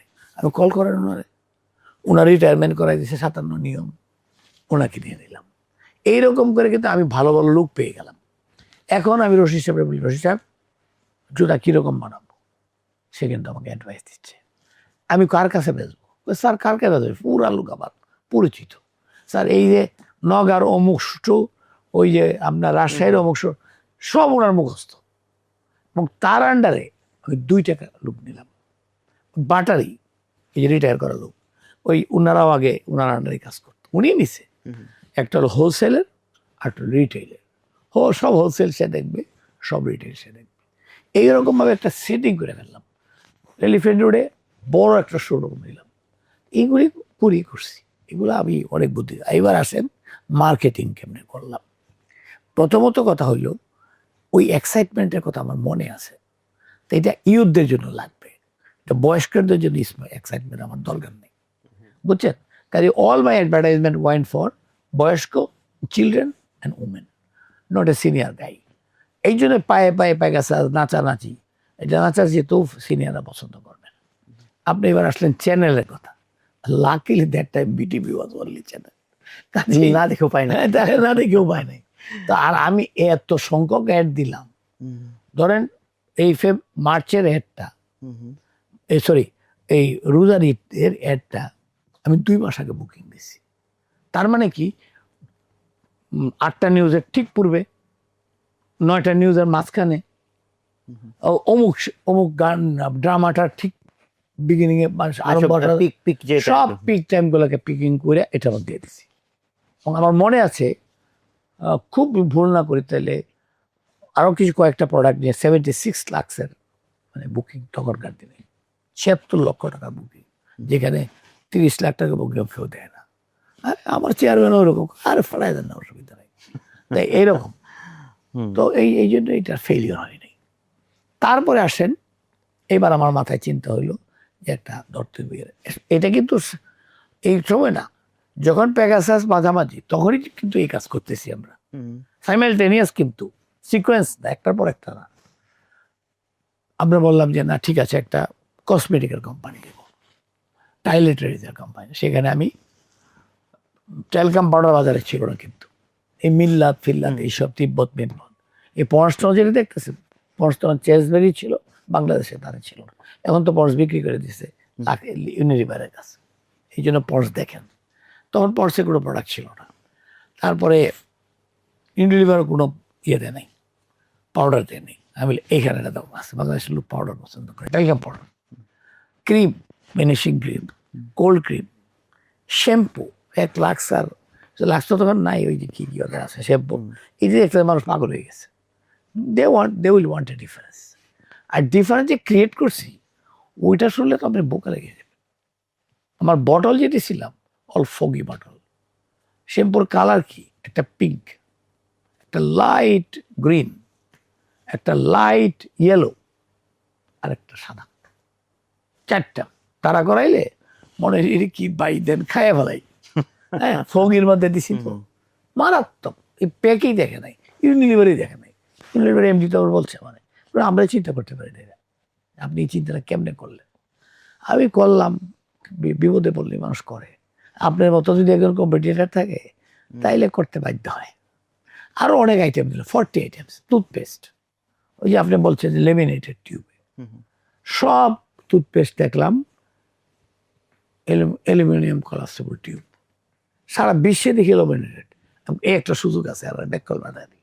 গোপনে গোপনে আমি লেমিনেটেড টিউবের ফ্যাক্টরি দিয়ে আসলাম কোরিয়া থেকে, এনে টিউব বানানো শুরু করলাম। এবার থাক ঘুমা, সেটা করলো কোনাবাড়িতে, তো আমাকে সাবধান নিয়ে কোনো আলোচনা হবে না। ওটা তো অটোমেটিক হয়ে গেছে, যারা ট্রায়াল বেলিং লাগে না।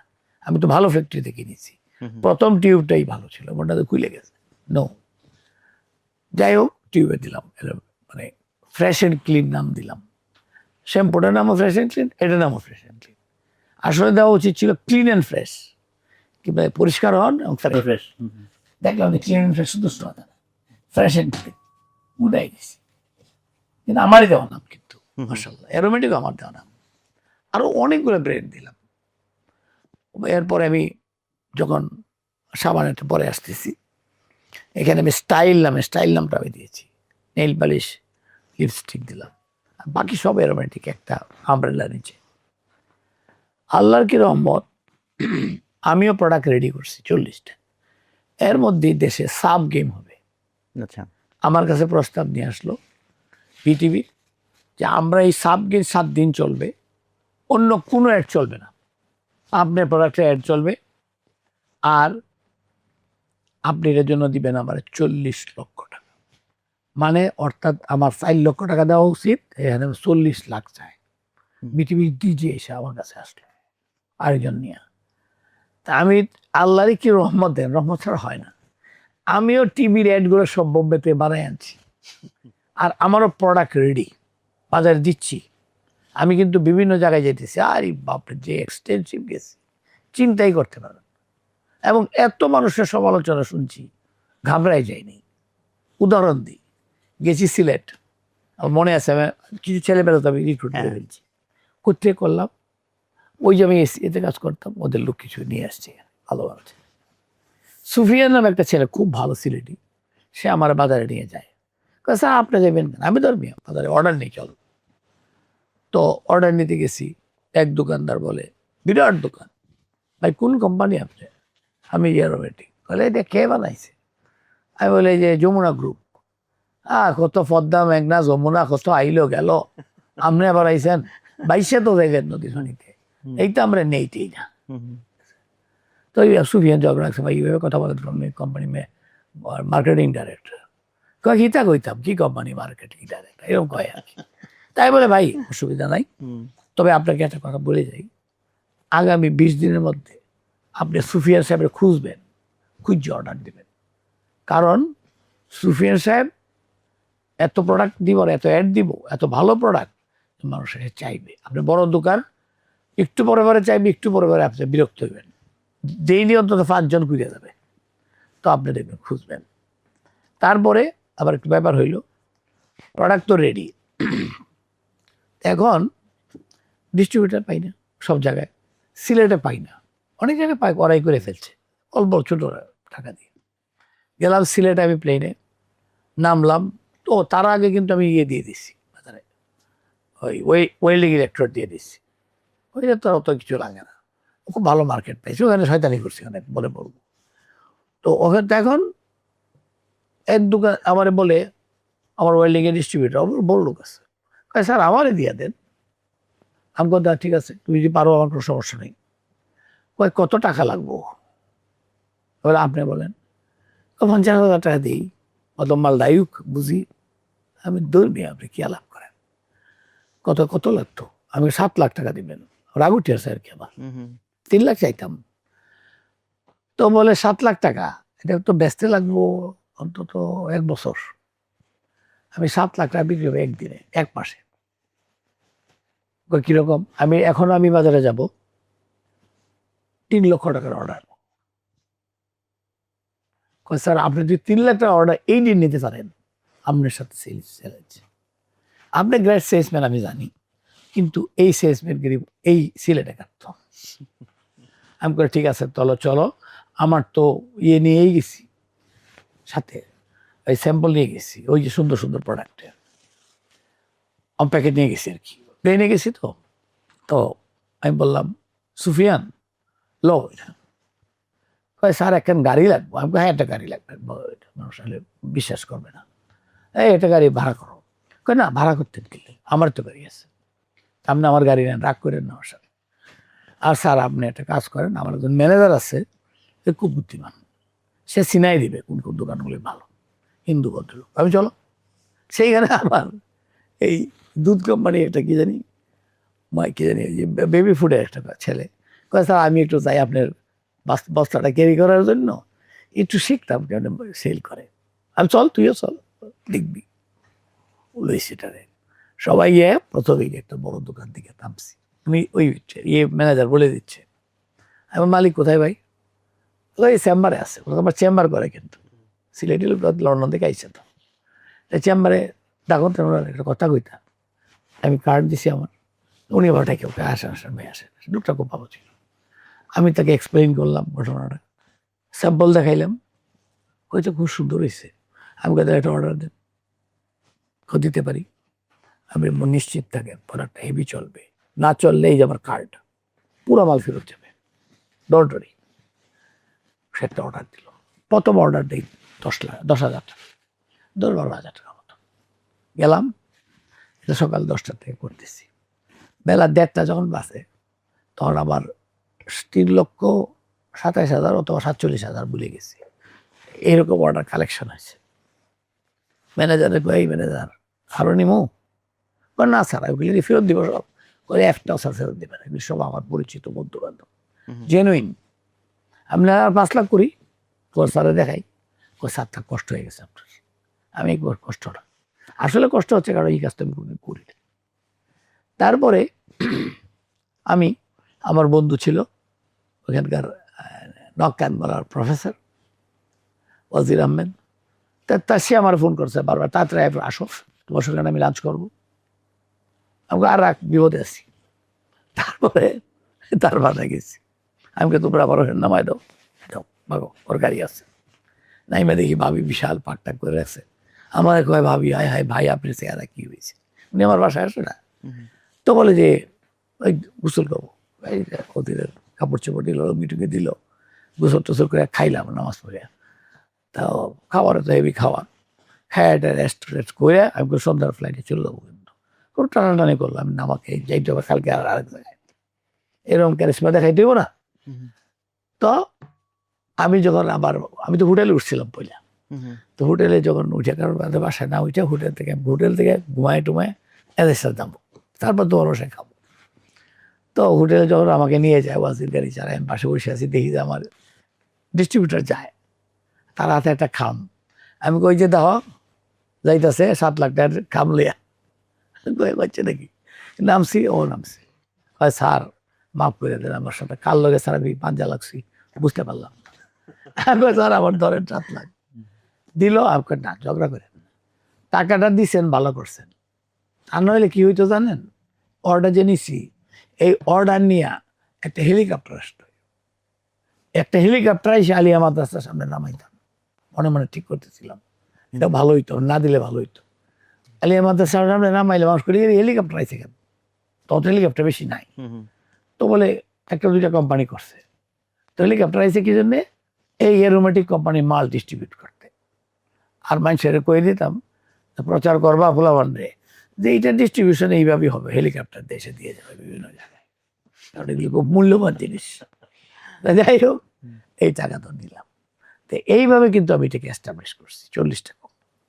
করার পরে আমার সাথে একদিন এই এই ইয়ে কোম্পানির এই ইউনিলিভারের ম্যানেজিং ডিরেক্টর, ব্রিটিশ লোক, বয়স্ক লোক, উনি আমার কইতেছে যে আমি ঢাকায় আসছি, আপনারা তো আমার চিনেন না, চলেন আমরা মিটিং করি একটা। আমি আসেন আমার অফিসে, না আসেন শেরাটন হোটেলে একসাথে লাঞ্চ করি। হ্যাঁ ঠিক আছে, খাসি। তা গেলাম, উনি আমাকে অনেক ধন্যবাদ দিলেন, দিয়ে বললেন যে আপনি একটা ব্রেভ ম্যান, ফাটাই বলাইছেন, যা প্রোডাক্ট দিচ্ছেন বাজারে মারাত্মক, আর আপনার প্রোডাক্টের গেট আপটা একটা পারি বাপরে বাপরে, ইন্টারন্যাশনাল কোম্পানি ফেল। তবে আপনাকে একটা কথা বলি, সাবান টাবান দিয়ে না, আসলে সাবান দেওয়ার কোনো ইচ্ছেই ছিল না, কারণ সাবান কিন্তু এটা অনেক পুরনো, আপনি এবং আপনার মা দুইজনেই গোসল করার প্রথম জন্ম নিলে এই সাবান দিয়ে গোসল করাইছে, এত পুরনো এটা, তা আপনি এটাতে যান না।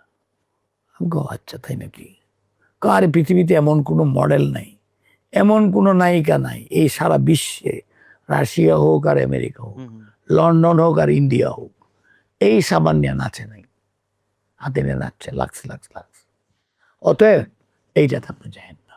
আপনাকে ভালো বুদ্ধি দিলাম, আপনি আমার জুনিয়র একটা লোক, আমি পিতৃসম, আচ্ছা ঠিক আছে থ্যাংক ইউ। তো উনি এটা বলায় আমার আর মাথা গরম হয়ে গেল, আমি সাবান একটা দিতে হইব, সাবান ছাড়া তো সেই হবে না, পারবে না। তখনই আমি সাবান দেওয়ার চিন্তা করলাম। যাই হোক, আমি সাবান তৈরি করতে গিয়ে দেখলাম সাবান 3 ভাবে তৈরি হয়। আমি তো সায়েন্সের স্টুডেন্ট আগে, যদি MBA করেছি পরে। তো দেখলাম একটা হলো আপনার রাইস ব্র্যান থেকে, আরটা হলো অ্যানিম্যাল ফ্যাট মানে শুকর আর গরুর চর্বি থেকে, আরটা হলো ভেজিটেবল ফ্যাট থেকে। তা আমি ভেজিটেবল ফ্যাট বেছে নিলাম এই জন্য, এইটাতে করলে সাবানে যে পারফিউম দিব, পারফিউমটা ভালো অ্যাকসেপ্ট করে, এটা নিউট্রাল। আর অ্যানিম্যাল ফ্যাটে কিছু গন্ধ আছে নিজস্ব, ওতে একটু গন্ধটা দিলে একটু গন্ধটা মাই খায়। আর ভেজিটেবল আর রাইস ব্র্যান্ড দিয়ে যেটা করে, যে ফেনা কম হয়, মানুষ পছন্দ করবে না, ইন্ডিয়ানরা করতো। তো ওই জন্য আমি ওটা করলাম। যাই হোক, শর্ট করে বলি, যতটুকু বুদ্ধি আল্লাহ আমারে দিচ্ছে সব ব্যয় করলাম যাতে করে একটা বেস্ট সাবান হয়। তার পারফিউমটা সাইজটা বড় করলাম 90, ওরা 90, আমারটা 100 গ্রাম, দেখতে দেখাতে 110 গ্রাম এরও সাইজ করছি, ফাটা পিছিয়ে। তারপরে কভার করলাম, বললাম যে একদম বেনসনের হেজেদের মতো চিকচিক করবে, সব করছি। তারপর সাবান তৈরি হয়েছে। এটা অনেক কাহিনী, যে কোন পারফিউম নিব না নিব, এটা অনেক সার্ভে করাইছি। বাট কিন্তু সার্ভে মানে আপনি একটু বুঝাই, 3 টন সাবান দিয়ে সার্ভে করাইছি। 3 টন দিয়ে? একদম সাবান হ্যাঁ। কয়েক মাস ব্যাপী। তারপরে আমার 30টা ছেলে মেয়ে কাজ করছে বাড়িতে বাড়িতে যায়। যখন যে কোনটা বেস্ট 5টা বাড়িয়েছে বা 7টা, চেয়ারম্যান সাহেবের কাছে নিয়ে গেছি। লোকটা আছে একদম আমুদি লোক, খুব ওনার মতো লোক আমি দেখি নাই খালি। ওনার কথায় কথা আপনি হাসবেন, ওনার কারোর কার্যক্রম দেখলে। কি আনছেন? এই তো এরকম এরকম ব্যাপার। আরো লোকও ছিল। এই আপনার একটা কথা কই আলমগীর ভাই, একটা সাপ একটা কথা কই আপনার, আমি বলেন, আচ্ছা কোন সাবানটা গন্ধটা আপনার পছন্দ হয়েছে, নিজস্ব পছন্দ হয়েছে? আর যে নিজস্ব পছন্দ যে হয়েছে, এটা তো কইলে আপনাকে মনটা খারাপ হয়ে যাবে। এই ফার্স্টটা একটাও না। কর কি, আমরা তো 4 ধরনের সাবান, সাদা, পিঙ্ক, ইয়েলো, আর আমি নিজে একটা দিছি ভায়োলেট কালার, সাদা দেখবে। তো বলে যে একটাও না, এটা কিন্তু সার্ভেতে আইছে। 30টা লোক 2-3 মাস যাবত করতেছে এটা। আর আমি বাড়িতে বাড়িতে যাই, গন্ধ কেমন পছন্দ, গন্ধ কেমন পছন্দ, ফাইটা যায় কিনা সাবানটা, ফেনা হয় কিনা, আপনার কোনটা পছন্দ হয়েছে? আমার দিতে আমার রুমে এবার রিসিট আমার পছন্দ হয়নি, কামড়ে নিয়ে আসেন। আমি লাগে এটা করেন, আপনি দেখেন এটি কেমন হয়েছে, কারণ দূরে ফালান তো, আপনার যেটি পছন্দ সেটি দিয়ে এইরকম ছিল। He had that kind of trust in me. Believe it me, he ensured that আমি ওইটাই দিই।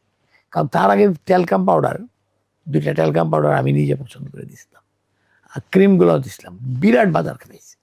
এই থেকে হয়তো ওনার কনফিডেন্স। এই সাবান দিলাম, সব ঠিকঠাক সাবান বাজারে দিব।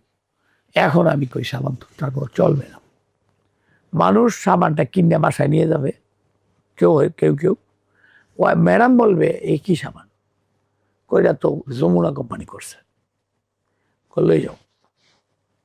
আমি ইউনিলিভারের লাক্সাল আমি করবো আমার বাচ্চারা নিব না, বাচ্চার গায়ের সামনা দেব, নাইলে ফুসকা উঠবে, কত শয়তানি কথা যে কইবে। আমি কই এমন একটা দেওয়া উচিত আমার, বাপ ডাক্তারতে কিনে এসব ফাজলে মেলাপ না করে। চিন্তা করতেছি, ইউএসপি যেটাকে বলে আসে না, ইউনিক সেলিং পয়েন্ট। গেছিলাম লন্ডনে, ইটালি থেকে কি কাজে লন্ডনে আসছি, অনেকদিন ইটালি ছিলাম। ইটালিতে কিন্তু রোম টোম ছাড়া একটু বাইরে যদি যান আপনি ভাত পাইবেন না। ভাত চাইছি, বুঝাইছি অনেক কষ্ট করে, লইছে যাও। তারপর কইছি ভেজিটেবল দিবা, সবজি দিবা, এক থাল পাতা সবজি এনে দিছে। আমি তো চাইছি ভেজিটেবল খাইতে, তারপর বসে মুরগি দাও, চিকেন, আর চিকেনও তো ভর্তা করে লইছে। কেমনে খাই, তা খাইয়া খুইয়া কোনো মতো জীবন দিয়া আসছি। আইসা লন্ডনে আইসে গেছি রেস্টুরেন্টটা খাইতে, একবারে গরু মাংস দাও আর ডাল দাও, বাঙালি তো লেখা বিফ 100% হালাল। আমি কই বেটা বিফ তো হালালই, আবার কি এটা কি লেখছো, সিলেটি তো, কারণ না এটা কেমনে জবাই করা হয়েছে এইটা বুঝাইছে। তো ভালো তো, আমার সামান্য তো হালাল, কারণ আমারটা ওই কিভাবে বানাইছি আমি এটা কইলাম, এই থেকে আমার ব্রেন এসে গেছে এটা, যে অ্যারোমেটিক সোপ 100% হালাল, কারণ এটার মধ্যে তো অ্যানিমেল ফ্যাট নাই। অ্যানিমেল ফ্যাট নাই। এই থেকে আমার ব্রেনে এটা আসছে। যাই হোক, nobody supported me this one. অনেক এটা নিয়ে অনেক গন্ডগোল হয়েছে, কিন্তু যে সাপোর্টটা আইসি কাছে মালিক নিজে। আমি দেখেন, আমি হালাল সাবান দিব, আমার বউ কয় এই কি খাবার, আমার এই বন্ধুরা আমার মাইট দিতে চায়। আমার ফ্রেন্ড আছে না, এই যারা MBA করা যায় এরা তো MD, একটা লোক খালি কইছে যে দোস্ত এটা কেউ কইও না, কিছু রে তোমার একটা সাবানে ফ্যাক্টরি করে দিই, যে বেচে গান করে বলতে পারবো। না, আমি বেইমানি করতে পারবো ওনার সাথে। উনি 40 কোটি টাকা বিনিয়োগ করছে অলরেডি। পরে গেলাম চেয়ারম্যান সাহেবের কাছে, যে আমার তো এই অবস্থা, কেউ রাজি না, আপনি কি করবেন? আপনার বন্ধু একটা দিছে, ওনার একটা বন্ধু দিছে আমার একটা GM, এত রিজাইন করছে, এটা কইলে এক চাকরি করবে না। এই ইউনিভারে বড় চাকরি করতো। মানে এই যে হালাল সাবানের কনসেপ্ট নিয়ে। হ্যাঁ, কনসেপ্ট এটা পড়লে সে চাকরি কাছে দিয়েছে। চেয়ারম্যান সাহেবের বন্ধু আইসা কইছে যে আমি এই কি লোক আনছেন, এই লোকটা ডুবাইবে, মাথা খারাপ এই লোকের, সাবানটা ভালো বানাইছে কিন্তু এই কথা কইলে কিন্তু তুমি সাবান ড্যাম ক্লিয়ার মরে যাবে। তা আমি কইছি কই যে আমারও কয়, আমার তো বন্ধু এটা কয়, নামটা বললাম না কি, সাম হক। আমি বলি এটা আপনার ব্যাপার, একটা কাজ করেন, আপনার বন্ধু রেলে ক্লাবে আড্ডা মারতেন ওইটা মারেন, এটা না, এই বন্ধু বন্ধু ওই অফিসে না। উনি এটা ঠিক হয়েছে, অফিসে ওর কি বন্ধু তাই বেরোন দেখে হয়েছে, আপনার বাড়ি চাকরি না করলে জানগা, আপনার সঙ্গে দেখা হবে ক্লাবে আড্ডাটা মারে আর কি, বস্তু ইয়াং ম্যান। তো উনি গেল, আমি বললাম যে এইটা দেন। আমি বললাম যে দেখেন এটা কিন্তু বুমেরাং হবে, আপনার 40 কোটি টাকার বিনিয়োগ শেষ আমার এই ফাইলামের লেগে। মনে করেন উনি এটি বলছিল, আমি 40 কোটি টাকাতে মেশিন কিনছি, মেশিনটা প্লাগ ইন করছি, অন করছি, পুড়ে গেছে, তখন আমি কি করব? আপনি বলেন কি করব? আমি কি করবেন আপনারা জানেন, আপনি আর আমি কি সুইসাইড করবো এটা লেগিয়া? আর কই যে ফালাই দেয় নদীতে নিয়ে, আবার নয়া করে শুরু করুন, আমি তো পথের ফকির না, আমার অলরেডি আপনি অনেক বড় করে ফেলছেন। আর আলহামদুলিল্লাহ আপনি যেটা পয়সা রে কিচ্ছু হবে না, এই ব্যানার বুঝে কিছু, আমি বাঙালি চিনি, হ্যাঁ, হালাল কইলে পাগলে কিনবো। এই পরে একদম বিরাট আকারে, এটা তো আর বইলাম নেই, সব ডিস্ট্রিবিউটার ডাকলাম, একটা ভাষণ দিয়েছিলাম, এটা এখনো মনে আছে। বলে বাংলার বুকে এই কি বলে ওই যে শাপলা চত্বরে, এটা তো বাংলাদেশের মেইন, এইখানে অত তারিখে আমি একটা বোমা ফুটাই দেব, এই বোমা এত শক্তিশালী, বইলে হিট করবে গিয়ে বা বঙ্গভবনের প্রেসিডেন্টের গায়ে, প্রাইম মিনিস্টারের গায়ে, মিনিস্টারদের গায়ে, এমপিদের গায়ে, একদম যাইব এটা রিক্সাওয়ালা পর্যন্ত। তারপর গ্রামের যে একটা ক্ষুদ্র কৃষক, সেও একটু ধাক্কা লাগছে, কেমন জানি লাগছে গায়ে। বাংলার আপামর জনতা এমন একটা লোক নাই যে সে শুনবে না। শুধু তাই না, চাই কি সারা বিশ্বে এটাকে ছড়াই যাবে, এমন বোমাটা মারবো এটা বলতে। তারপরে আমার মনে আছে একজন শম্ভুনাথ বাবু নামে ভোলার, উনি এরকম দাঁড়াইছে, বয়স্ক লোক, বাবা আমার বয়স 85, আমার জীবনে বহু বক্তৃতা শুনছি, আমার ভোলাতে যত ডিস্ট্রিবিউটারশিপ সব আমার, এই তুফাইল আহমেদ কিন্তু আমার গদ্দিপথে বয়ে থাকে, তো আমি জীবনে বহুত বক্তৃতা শুনি, এই বক্তৃতা শুনিনি। বাবা আমি আপনার পিতৃসম, আপনি আমারে, আমি ভগবানের কাছে প্রার্থনা করি যে কনফিডেন্স নিয়ে কথা বলতেছেন, যে যত বড় জোর গলা জোর নিয়ে কথা বলতেছেন, আল্লাহ যেন আরো সম্মান রক্ষা করে। আপনি তো বাকি রাখেন নাই কোনোটা বলতে, আপনার সম্মানের সবটাই দিয়ে দিচ্ছে। আমি ওনার স্টেজে উঠে আনলাম, ওনার পায়ে ধরে আমি সালাম করছি।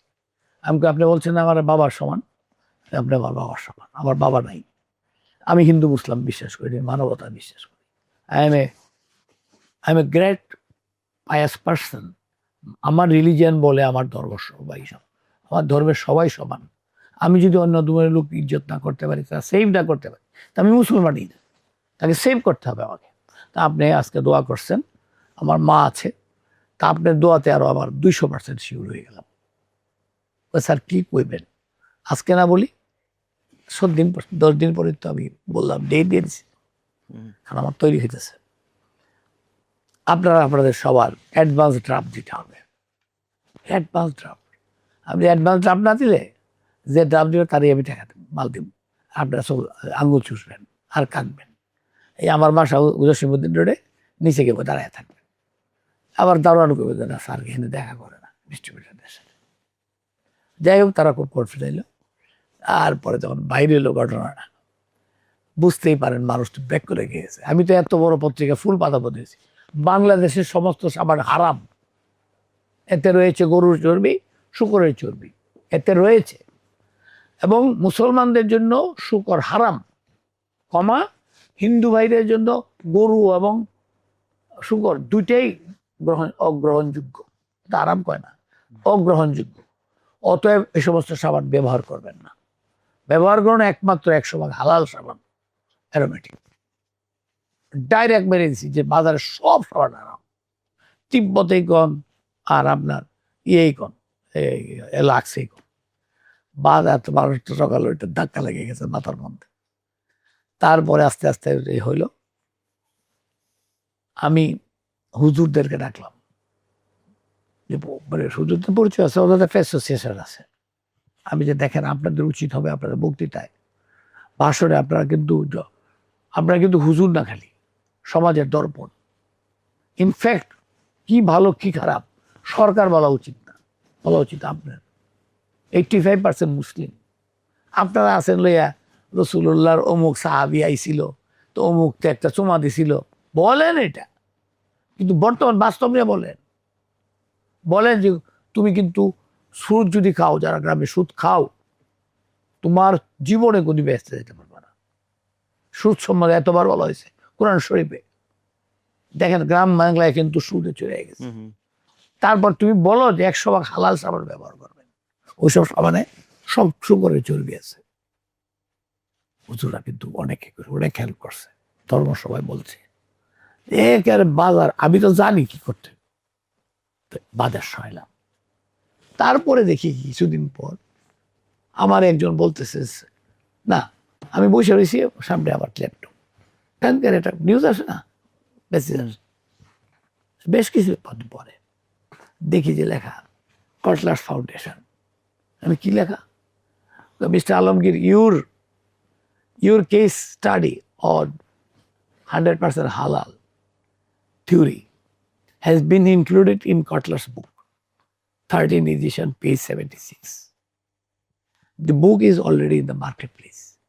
Have you seen it? The Kotler's Foundation. এই সেই বই, এবং এই যে 76 নম্বর মাথায়, এই 76 নম্বর মাথায় আমার ওরা লেখছে। এবং কটলার সাহেব যখন আসছিল, সরি ওই বইটা আনি নেই আজকে আমি ভুলে, হ্যাঁ আমি আরেকটা জিনিস, এখানে আমার নাম লেখা আছে, এই জায়গাটা পুরাটা, বুঝছেন? কটলার সাহেব এখানে লেগেছে, very happy to see you name here, Philip Kotler. আবার এখানে লিখে দিয়ে গেছে সৈয়দ উইথ বেস্ট উইশেস। বইটা আমার রয়ে গেছে পাশে, একই বই। যাই হোক, এটা আসলো বাংলাদেশি। কেন আপনি এই বই পড়ে দেখেন, এটা তো একটা, আপনি তো বইয়ের জন্য আনছিলেন আমার, দিস ইজ এ বুক। আমি বলবো, আমি কিন্তু একজন MBA লোক, আমার 50 বছর হয়ে গেছে প্রায় MBA পাস করছি, তখনও কটলারের বইটা পড়ছি। এই বইটা এরকম ছিল না, বাদাই করা হার্ড ছিল, নীল ধরনের, দেখছেন না। আর এই বই পড়ে নাই বিশ্বের এমন কোনো, মার্কেটিং পড়ছে, MBA পড়ছে, এই বই যদি না পড়ে থাকে, যেমন ধরেন গ্রেজ অ্যানাটমি যদি না পড়ে থাকে, ডাক্তার হইতে পারছে না। তো এইরকম কিন্তু সবারই একটা আছে, এইটা কিন্তু ওই বই, এইরকম একটা প্রেস্টিজিয়াস বই, এটা আমার নামটা এইভাবে উঠবে, লেখা আছে পড়েন না, সৈয়দ আলমগীর অফ বাংলাদেশ, দি দেন লেখছে, দি দেন ডাইরেক্টর অফ যমুনা গ্রুপ। মানে ও জানে যে আমি ছেড়ে দিচ্ছি, যমুনা ছেড়ে দিচ্ছি। তো এইটা যখন কটলার সাহেব এখানে আসছিল, আবার আমাকে ডেকে নিয়ে বইটা আমাকে প্রেজেন্ট করছে, বলছে যে সাবকন্টিনেন্টের মধ্যে বাই নেম একমাত্র তোমার নামটাই আছে, কোম্পানির নাম আছে, কিন্তু একজন কোম্পানি ছাড়া ব্যক্তিগত একটা লোক, তাকে অনেকে এই অর্ডার দিচ্ছে, যে সবই আমি ভাবি আল্লাহ পাকের ইচ্ছা, আমার কিছু নেই। তো দ্যাটস দি স্টোরি। সো এই যে আপনার ধরেন স্টোরির পার্টের ভিতরে, মানে আমি যেহেতু বইয়ের সাথে কানেক্ট করতে চাই, বইয়ের ভিতরে তো অ্যাকচুয়ালি মার্কেটিং এর যত থিওরি গুলো আছে, ডু ইউ থিঙ্ক যে আপনার এই থিওরিগুলা আপনার মানে থিঙ্কিং প্রসেসটাকে এরকম থিওরি মিলাই আপনি জিনিসটাকে সলভ করেন নাকি না, না, না। ইনটুইটিভলি আপনার কাছে চলে না, আসে? editorial চলে আসে। আমি শুনেন, হুম। এই বই কি আপনি মনে করেন আমি পড়ি না? এই বই পড়ে আমি করি না, মার্কেটিং এ যারা চাকরি করে বলতে পারেন যে মার্কেটিং পড়াশোনা করে পাস করছেন, তাহলে তো অবশ্যই পাস করতে হবে, এটা পড়ে, এটা তো পড়তেই হবে। এখন আমি পড়াই 4টা ইউনিভার্সিটিতে, বিলিভ ইট মি, সকালবেলা উঠে আমি পড়াবো আগামীকাল যাবো হইলো প্রেসিডেন্সি ইউনিভার্সিটিতে ডুগলাস। এইখানে কিন্তু আমার ফিলিপ কটলারের বই ফলো করা, আমি আগের থেকেই, আমি দেখালি সবাই যে স্লাইড বানানো এই বই থেকে আমি পড়াইতেছি। আবার তো জানতাম না, বিকালে আবার 3টার সময় ক্লাস আছে আমার ইয়েতে IUBT-তে, ওখানে মার্কেটিং পড়াই, বিশ্বাস করে সেম স্লাইড। আমি ওই দেখি তোমরা এই সব একই স্লাইড কেন, আর কিছু নাই, কথা এছাড়া আসি কটলার সাহেব যা কইছে এর থেকে বেশি কেউ কইতে পারে না, ওর থেকে নিম্নমানের। আমি যাই ডেফোডিলে একই জিনিস, তার মানে আমি কই ভালোই তো আমার চাকরি যত ইজি হয়ে গেছে, পড়াইতে তো অসুবিধা নাই।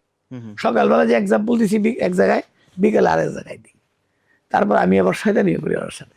ছোটবেলায় এটা পড়ছিলাম ক্লাস 7-এ, একটি বানর একটা তৈলাক্ত বাসে এই 5 মিনিটে এতটুকু উড়ে আবার নামে এতটুকু নেমে পড়ে, তো এই যে বানরটা এটা ক্রস করতে কতক্ষণ লাগবে, এইটা পড়ছিলাম ক্লাস 7। 9-এ এসে আবার ওইটারই কাছাকাছি একটা পাইলাম।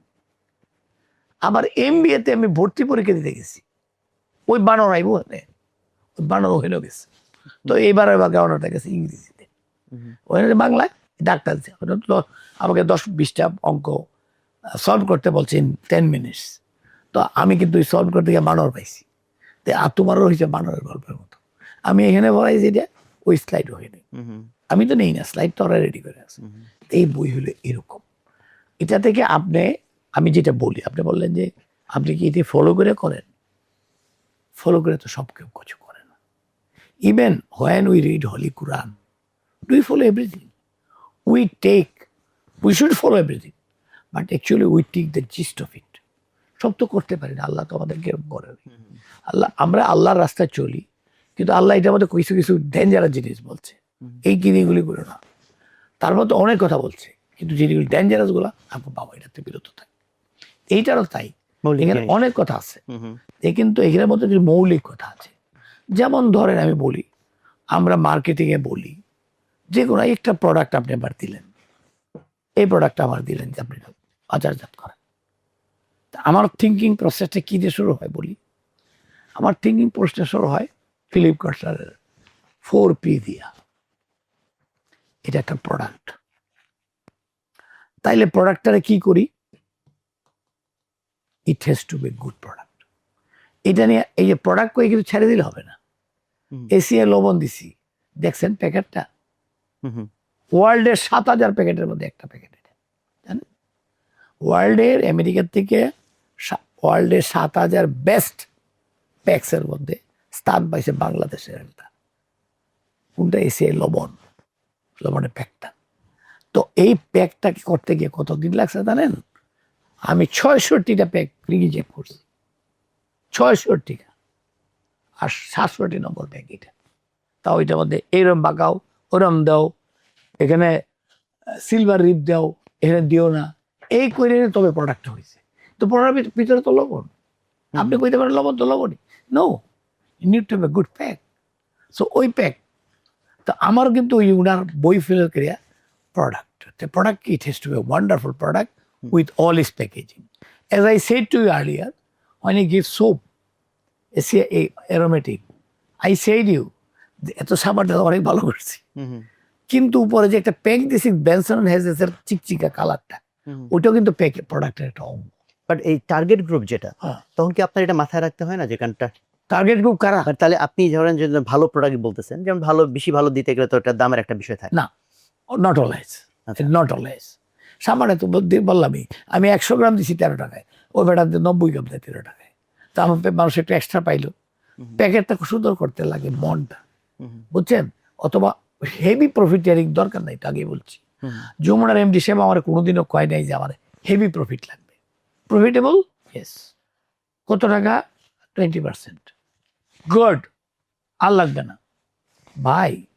3 টাকাও যদি একটা সাবানে আমি লাভ করি, বা 2 টাকা লাভ করলাম, ধরেন 2 টাকা ইন্টু মিনিটে বানা এটা 70 টাকা, 2 ইন্টু 70 ইন্টু 60 এবার ঘন্টা হইল, ইন্টু 24 ইন্টু 7 উইক, অথবা ইন্টু 360 300 ডেজ, গণেন অত হয়ে গেছে।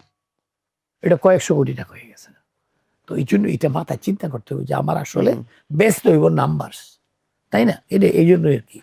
তো ওগুলো কোনো সমস্যা না, আমি যে আপনাদের বললেন। বাট বিভিন্ন প্রোডাক্টে যেখানে খুব কম্পিটিটিভ মার্কেট থাকে, প্রাইস রেঞ্জ খুব থাকে, তাদের থিঙ্কিং এর ক্ষেত্রে কি এটা তখন একটা বড় বটলনেক হয় না? যেমন ধরেন high end, for example apple যদি হয়, আবার একটা বাটন ফোন যদি হয়, যারা খুবই প্রাইস সেন্সিটিভ মার্কেট, তাহলে আপনি কি প্রোডাক্ট নিয়ে চিন্তাটা শুরু করেন নাকি অডিয়েন্সটা নিয়ে?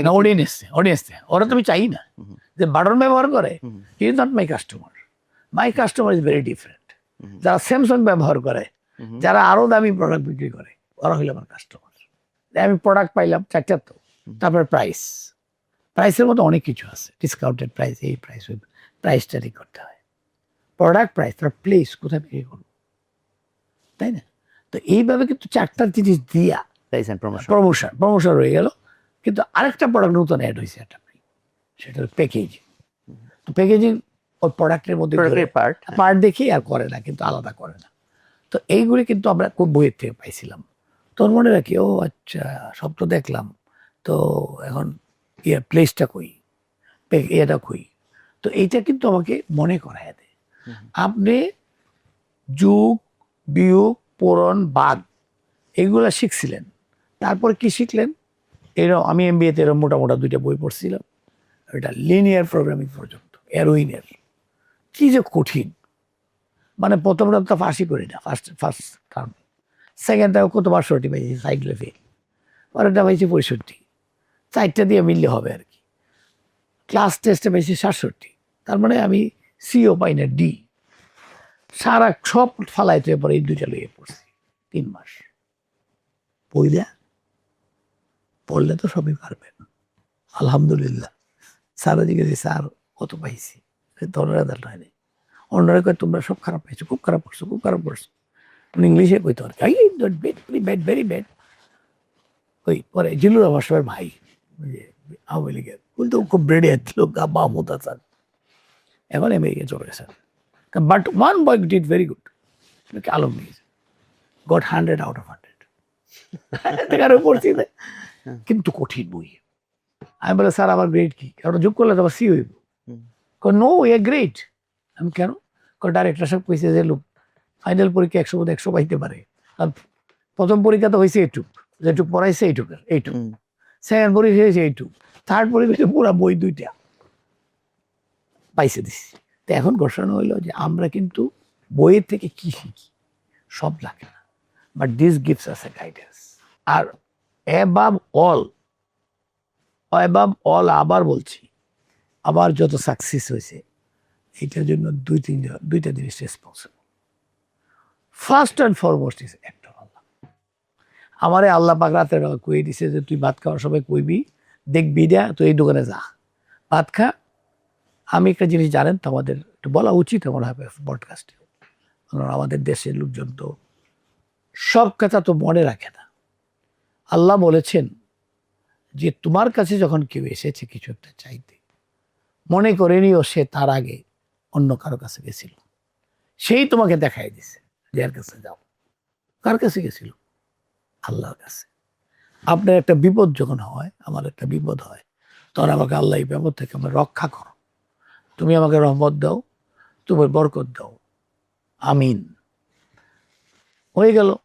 আপনি এখন খাইতেছেন, বুঝছেন, আল্লাহ একটু পরে মনে হইলো যে ভাইয়ের কাছে যাই, ওনার সাথে পডকাস্ট করছিলাম, উনি একটু আমার হেল্প করতে পারবে।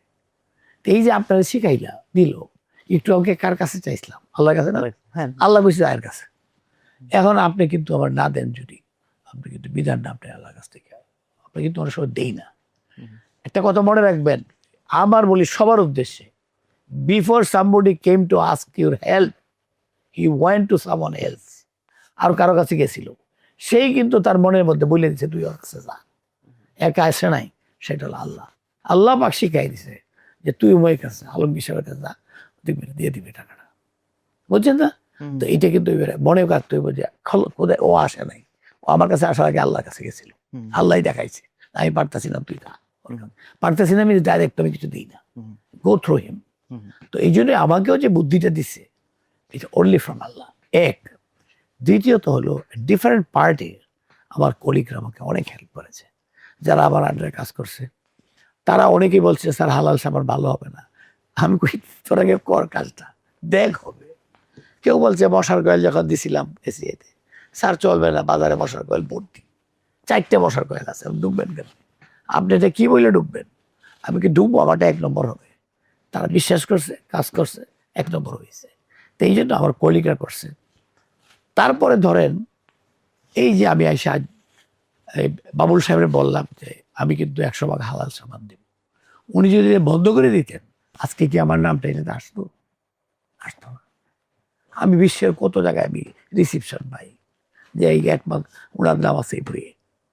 আমি যদি যে কোনো দেশে যে কোনো জায়গায় বলি যে I one person whole name is found in his book, এই বই তো সবার চেনে, আমার তো চেনে না।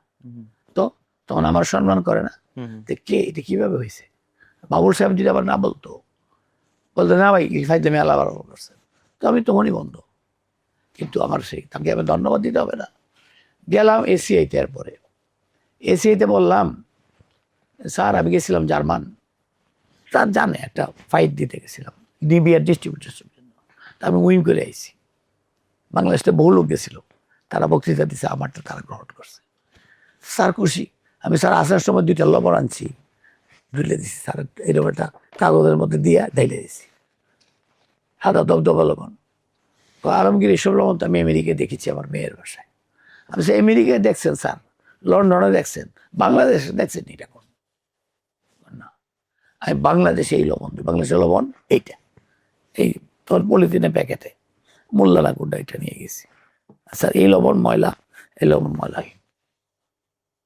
ও পারবেন? আমি স্যার মানুষ পারে না, মঞ্চ হাত নেই, এটা সাদা করতে। মানুষ তো চাঁদে চলে গেছে। উনি বলে পারবেন আপনি? আমি স্যার আপনি ইনশাল্লাহ আপনার সাপোর্ট থাকলে। সঙ্গে সঙ্গে কলিং বেল টেক দেওয়ার সাইডে ওনার ইয়েকে সেক্রেটারি বললেন লেখেন যে সল্ট সম্বন্ধে, সেই সল্ট সম্বন্ধে যত রকম ডিসিশন সৈয়দ আলমগীর নেবে তা কোম্পানি বোর্ড কর্তৃক অ্যাপ্রুভড, বোর্ডে অ্যাপ্রুভাল দিয়ে দিছি। পরে বোর্ডে আমি উঠাবো, এটা পাবলিক লিস্টেড কোম্পানি দিয়ে দিচ্ছেন। বলছে যে আপনি যদি এটা করেন you will be the managing director of that company, আর এটা করতে পারলে আমি আপনাকে 5% শেয়ার দিয়ে দিব। আমি স্যার তো কিছু লাগবে রাখবে না।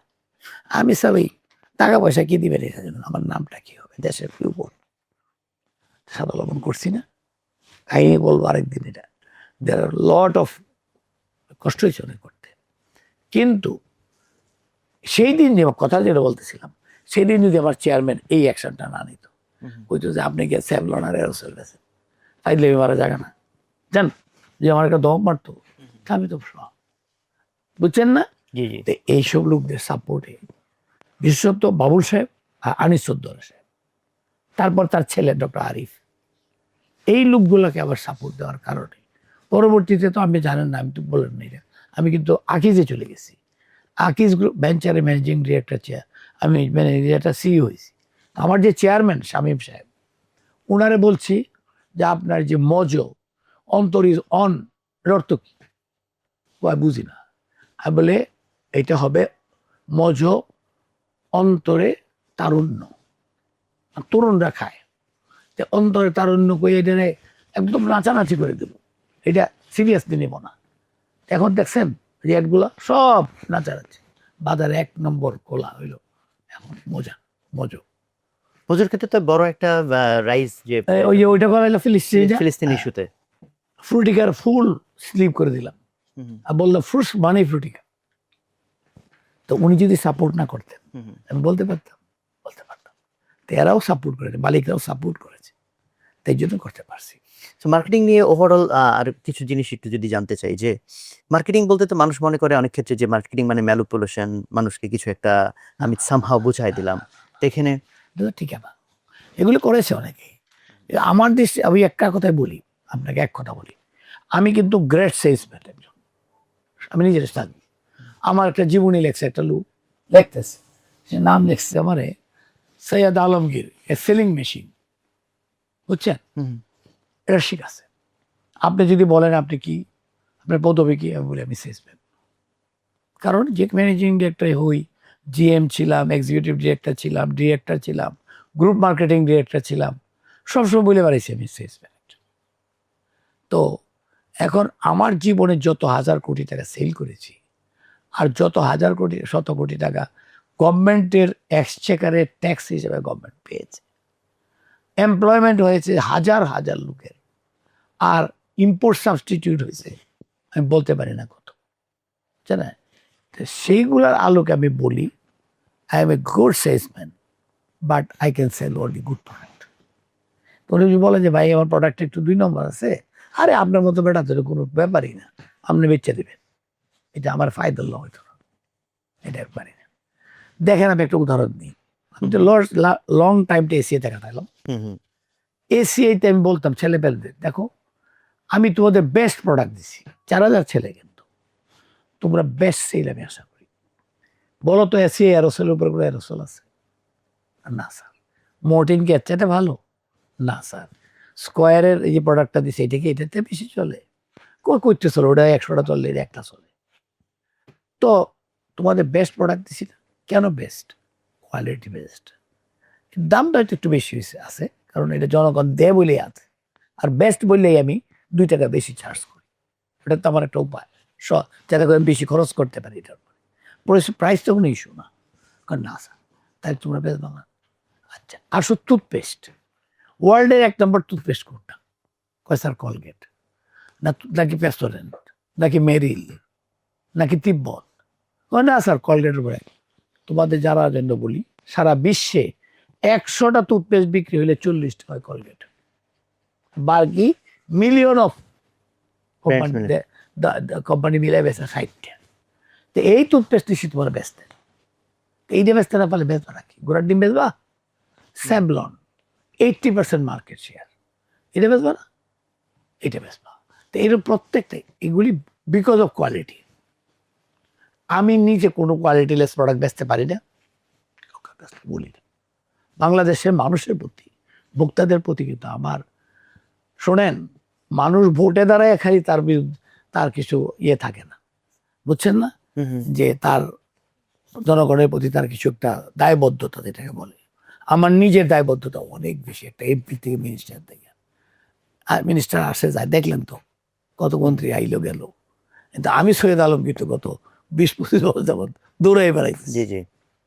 আমার একটা সেট অফ ভোক্তা আছে, কালকে আমি একটা প্রোডাক্ট দিই, দিয়া খালি মানুষ বুঝুক যে সৈয়দ আলমগীর সাহেব দিছে। আর আমি তো জানেন যেটা বাজারে দিলে কিন্তু আমি ছাড়ি না। একটা ছেলেকে বলছিল যে তুমি ক লিখতে পারো, বলে হ্যাঁ লিখতে পারি, লেখো। সে সারাটা বোর্ড দিক বড় করে লেখছে। তুই এত বড় করে লেখছিস কেন? তুই তোকে কইছিলাম এত বড় করে লিখতে? সে বলে আপনার আমি দেখাইলাম যে কত বড় পারি, কত পারি, কত বড় পারি। তা আমিও কিন্তু মানুষকে প্রোডাক্টটা দেই, দিয়ে দেখাই কত ভালো প্রোডাক্ট আমি দিচ্ছি, তুই দেখো you get good product and good price. এবং এইটা দেখতে দেখতে হালাল সামানে দেখছে, জুতায় দেখছে, পেগাসার জুতায় দেখছে, তারপরে আপনার কি বলে সাবানে দেখছে, তারপর এসিএস সল্টে দেখছে। এসিএস সল্ট কেন, এসিতে তো সব প্রোডাক্ট, শুধু অ্যারোসোলার স্যাভলন ছাড়া বাকি সব ফুড প্রোডাক্ট আমি দিচ্ছি, সব ফুড এসিএ পিও, আটা ময়দা সুজি, তারপরে আপনার অল মশলা, এটা সব তো আমার দেওয়া। তো এইগুলি মানুষ দেখে দেখে দেখছে না আমি কি দিছি আর কি খাইছে। তো মানুষের কিন্তু একটা ট্রাস্ট আছে, সেই ট্রাস্ট আমি কখন নষ্ট হতে দিব না। আমার কি, আপনি আমার বিশ্বাস করছেন, আপনার কাছে আমি টাকা দিছি, নো, আপনি আমার বিশ্বাস করছেন, এইটা আমার জীবনের বড় সম্পদ। নো মানি, আমার মানি দিবে কোম্পানি, আপনি না তো, তাই না? কিন্তু যদি বলেন যে আপনি কোম্পানি একদিকে, আপনি ভোক্তা একদিকে, আমি তো মাঝখানে, আপনি কার পক্ষে? আমি কিন্তু ক্রেতার পক্ষে। কারণ ভোক্তারা যদি আমাকে সাপোর্ট না করে, মালিক কিন্তু রাখবে না, ঠিক না? তো এটা মনে রাখতে হবে। তো ভোক্তাকে আপনি কিভাবে সাপোর্ট দিবেন? বাই গুড প্রোডাক্ট এট এ রিজনেবল প্রাইস। মালিকরা বড় লোক করে লাইন না, ও তার আছে, তবে মালিকরা লস করেন না, যে লাল বাতি উঠে জায়গা, এরকম করার দরকার নেই। তো আপনাকে একটা কথা বলি, এই ডিসকাসের স্টেজে আপনি তো আমার জুতার কথা জিজ্ঞেস করলেন না আর। ওই কিনলাম এই যে আমার ওয়াইফের সঙ্গে তো জি জি, থাইল্যান্ড থেকে। এই যে জুতার ফেইটটা কি হইলো তো শুনবেন না। এই জুতার ফেইটটা শুনলে আপনারা খাইতে দিবেন। এই জুতা তো আমি রাখলাম, এরপর আমি বিজি হয়ে গেছি। 2 মাস পরে আমার ওয়াইফে বলি, আমার জুতাটা বাইর করো, আজকে পরবো। উমা সেটি হাসতে হাসতে আমার কাছে তোমার জুতা তো নাই। আমি কেমনে? আমি তোমার ছোট বাইরে দিয়ে দিছি, তার পায়ে ফিট। আমি দিলাম, তুমি পড়ো, জুতা তো ঘরে দেখে নষ্ট হইতেছে। কারণ আমি বলছিলাম তোমাকে আগেই তোমার জুতা পরার টাইম নেই। তার ওই বেটা স্টুডেন্ট দিছি মশায় পড়তে পড়তে চলে গেছে, আমি আইসা দিছি। এই হলো জুতার আমার এইট, বুঝছেন না? কাজেই এটা এরকমই হয়েছে আর কি, জুতা নিয়ে গেছে আমার ভাই। আচ্ছা, আপনার আলোচনা থেকে তো মার্কেটিং এর যে প্রথম পি যেটা প্রোডাক্ট, এই প্রোডাক্টের উপর আপনার ফ্যাসিনেশনের জায়গাটা দেখলাম অনেক বেশি। অনেক বেশি। বাট মানুষ যেমন বাই ডিফল্ট মার্কেটিং মানে মনে করে ক্যাম্পেইন, এটা কি তার একটা বড় এই ধরনের মিসআন্ডারস্ট্যান্ডিং? এই যে আপনার এখানে এঞ্জেলিক লেখাটা, এই যে ক্যানটা, হ্যাঁ হ্যাঁ, আমার মিট করা এই যে ক্যানটা, জি, এয়ার ফ্রেশনার, নামটা এঞ্জেলিকটা আমার দেওয়া।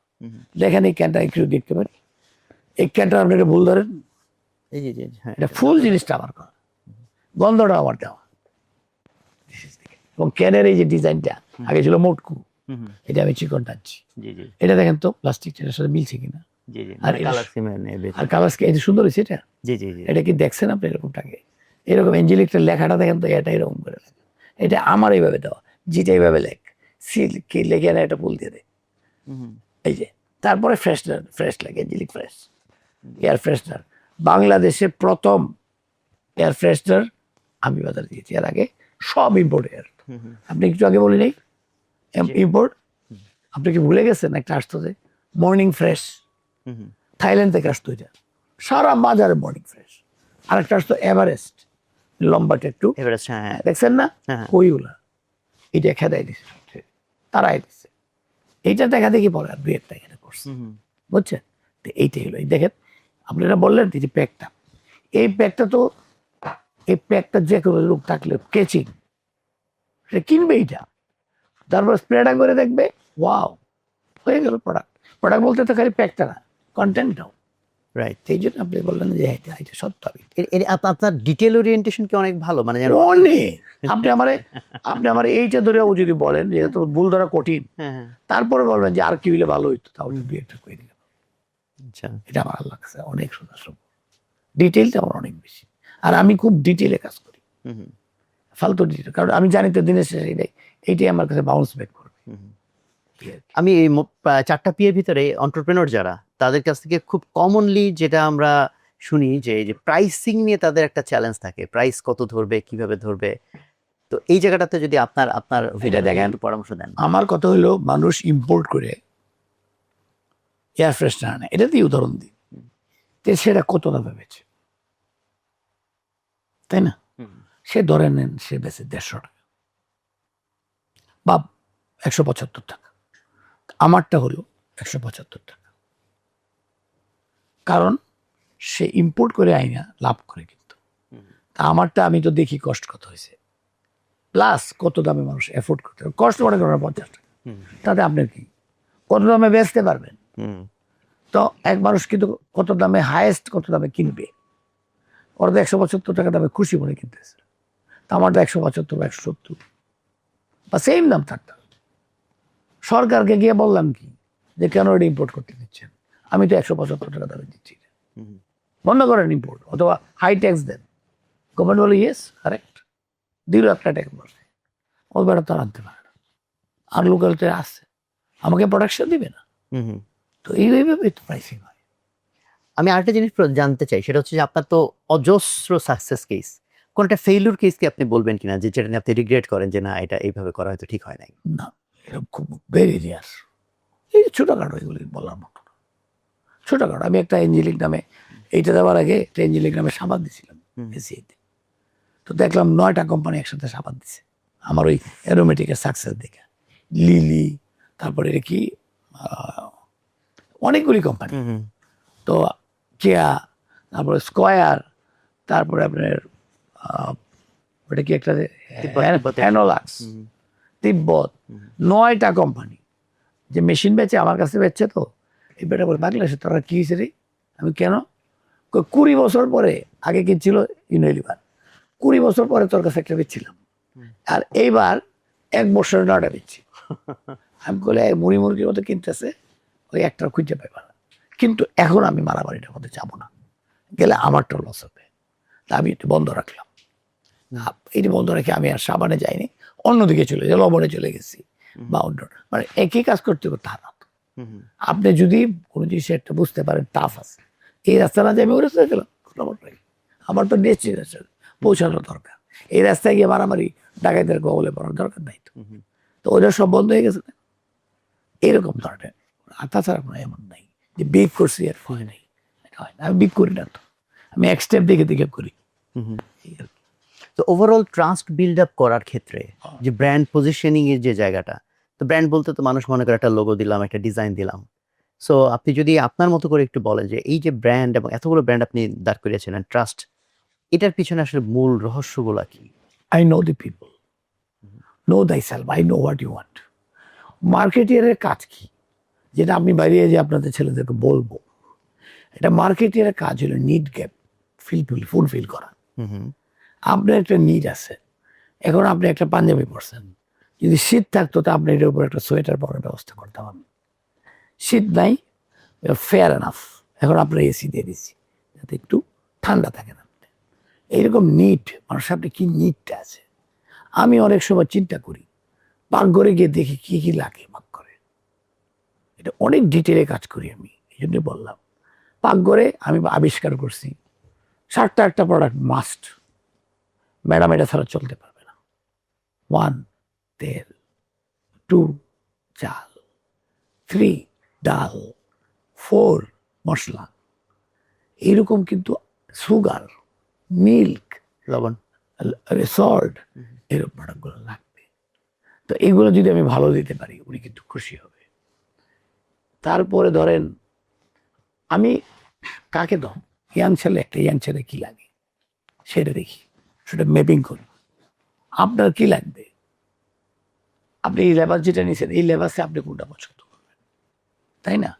আপনার কাছে কিন্তু একটা চিন্তাধারাটা অন্যের চেয়ে, আমিও আপনার সঙ্গেই, হয়তো আমি লেবাসটা নিই নি, কিন্তু আমার চিন্তাধারা আপনার চিন্তাধারা এক, যদি আমার আপনার বয়স আমার অনেক কম, কিন্তু আপনি you have taken a way by which you decide that okay your way of life is not an western way of life, this is a way of life Allah and Rasool has indicated. তো এইভাবে আপনার টুকরো দেখে আমি আবার আপনার জন্য আমি করব। যখন আমি আপনার লাইনে যাব, যখন জুতার লাইনে যাব, তখন আপনি আমার একটা কাস্টমার, উনিও একটা কাস্টমার। এইটা এইভাবে করি আর কি, মানুষের নিড গ্যাপ দেখে প্রোডাক্ট দিই, আর সেই প্রোডাক্টটাকে কি বললে আপনি ডিসরাপটিভ ওয়েতে কি বললে ভালো হবে। এসিএ লবণ মেধা বিকাশে সাহায্য করে, লবণ তো চলতেছিল না, ডিসরাপটিভের আইডিয়াগুলো কিভাবে জেনারেট করে? এটা হঠাৎ করে আমি বলি যে একটা কথা বলে ফেলাই, উল্টা এটা আল্লাহ বোধহয় বলে আমার, যে বুঝেছে এটা বলে দেয়।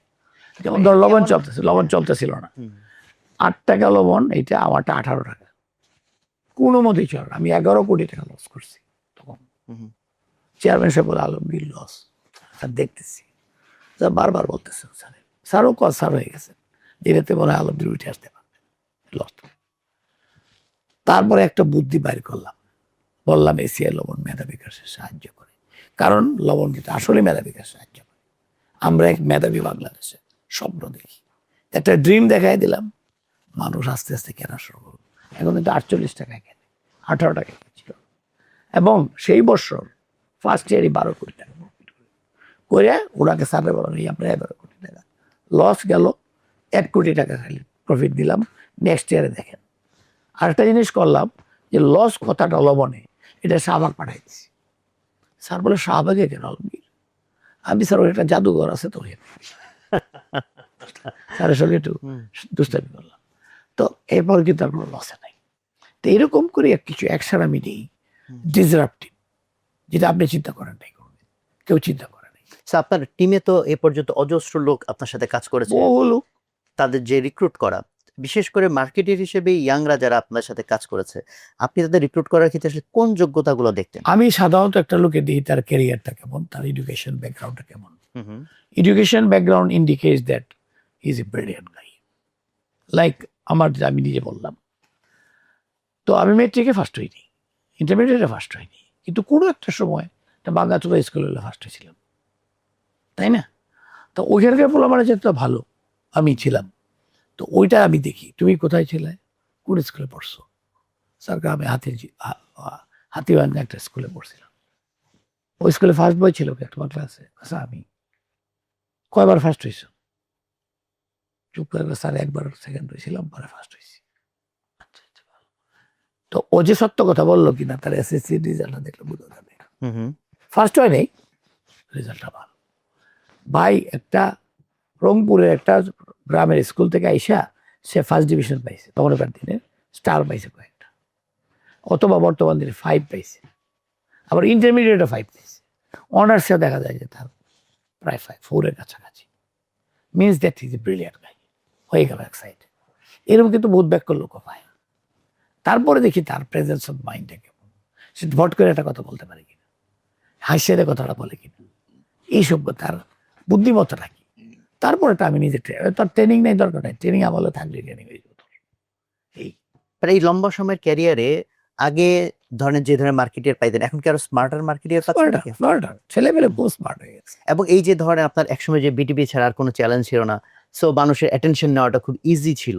এই সোশ্যাল মিডিয়ার জামানায় যেখানে হাজার রকম চ্যানেল এবং ডিস্ট্রাকশন, তাতে এখন আপনার আমরা খালি এখন কিন্তু টিভি চ্যানেলে আসি না, এখন কিন্তু সোশ্যাল মিডিয়া চলে গেছি। জি জি, এখন কিন্তু অনেক কিছু করা হচ্ছে, যেটা কিন্তু less costly than those television. বুঝলেন?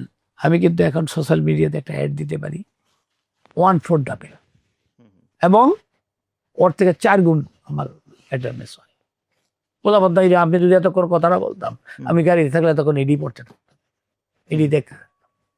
তাইলে আমার অ্যাটেনশন আমি টিভি তো এই এটা তো আমার দেখতে হবে, চিন্তা করতে হবে, চিন্তা তো আমি করি। সবচেয়ে ইম্পর্টেন্ট জিনিস লাইফে একটা জিনিস বলে দিই আপনাকে, ইজ অ্যাডাপ্টেবিলিটি, এডিএ। এই এডিএটা যে অ্যাডাপ্টেবিলিটি ভেরি ইম্পর্টেন্ট, অর্থাৎ সময়ের সঙ্গে খাপ খাই। দেশে কি হয়েছে পরিবর্তন লক্ষ্য করেন? শুধু জেনজি হয়নি, আমি তো সব লক্ষ্য করি। People have become more pious than earlier time. People are more concerned about the religion and not fatrami religion. Now people are more on Quran and Hadith. আমি লক্ষ্য করি তো এটা। মাদ্রাসা মোর, গেছি গ্রামে বিরাট স্কুল, ছাত্র কবি কয়েক ছাত্র তো 75 জন। আর কি বলে এটা 400 দেখছিলাম, সব স্যার মাদ্রাসায় চলে গেছে। আপনারা কয়জন? আমরা তো 8-10 জন আছি, কি করেন চাগাইতেছেন বইবে না। মাদ্রাসা could call them those are 2 reasons. One reason, পড়ায় যে পড়ায় পড়ায় তা সিরিয়াস। তৃতীয়ত নো কস্ট।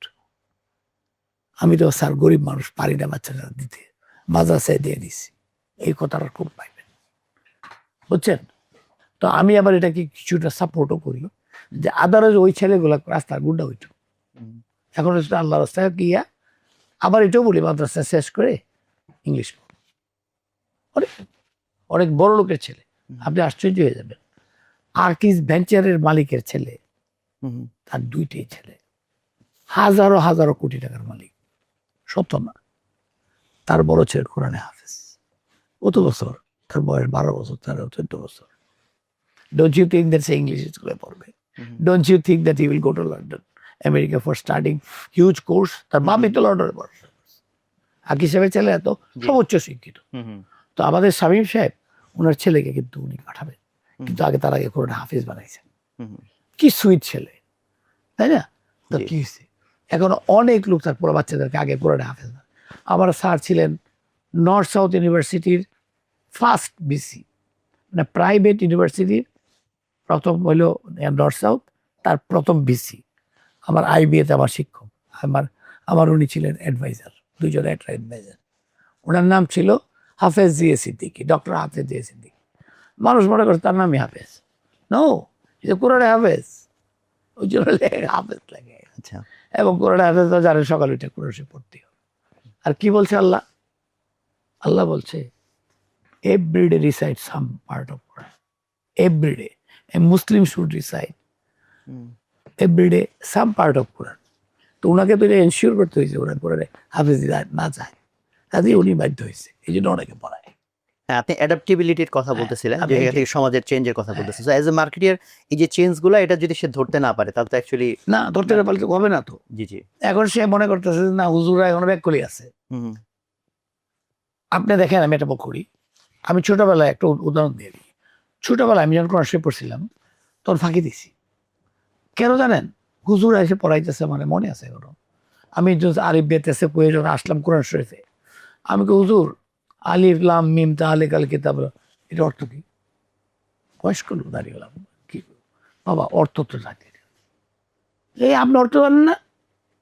কই জানি না অর্থ জানি। এ বাবা এটা কইতে হয় না, অর্থ লাগে না, কোরআন শরীফ পড়লেই হয়। আমি না, তাহলে পড়ে গেলাম, আমি অর্থ জানতে চাই আল্লাহ কি বলছে।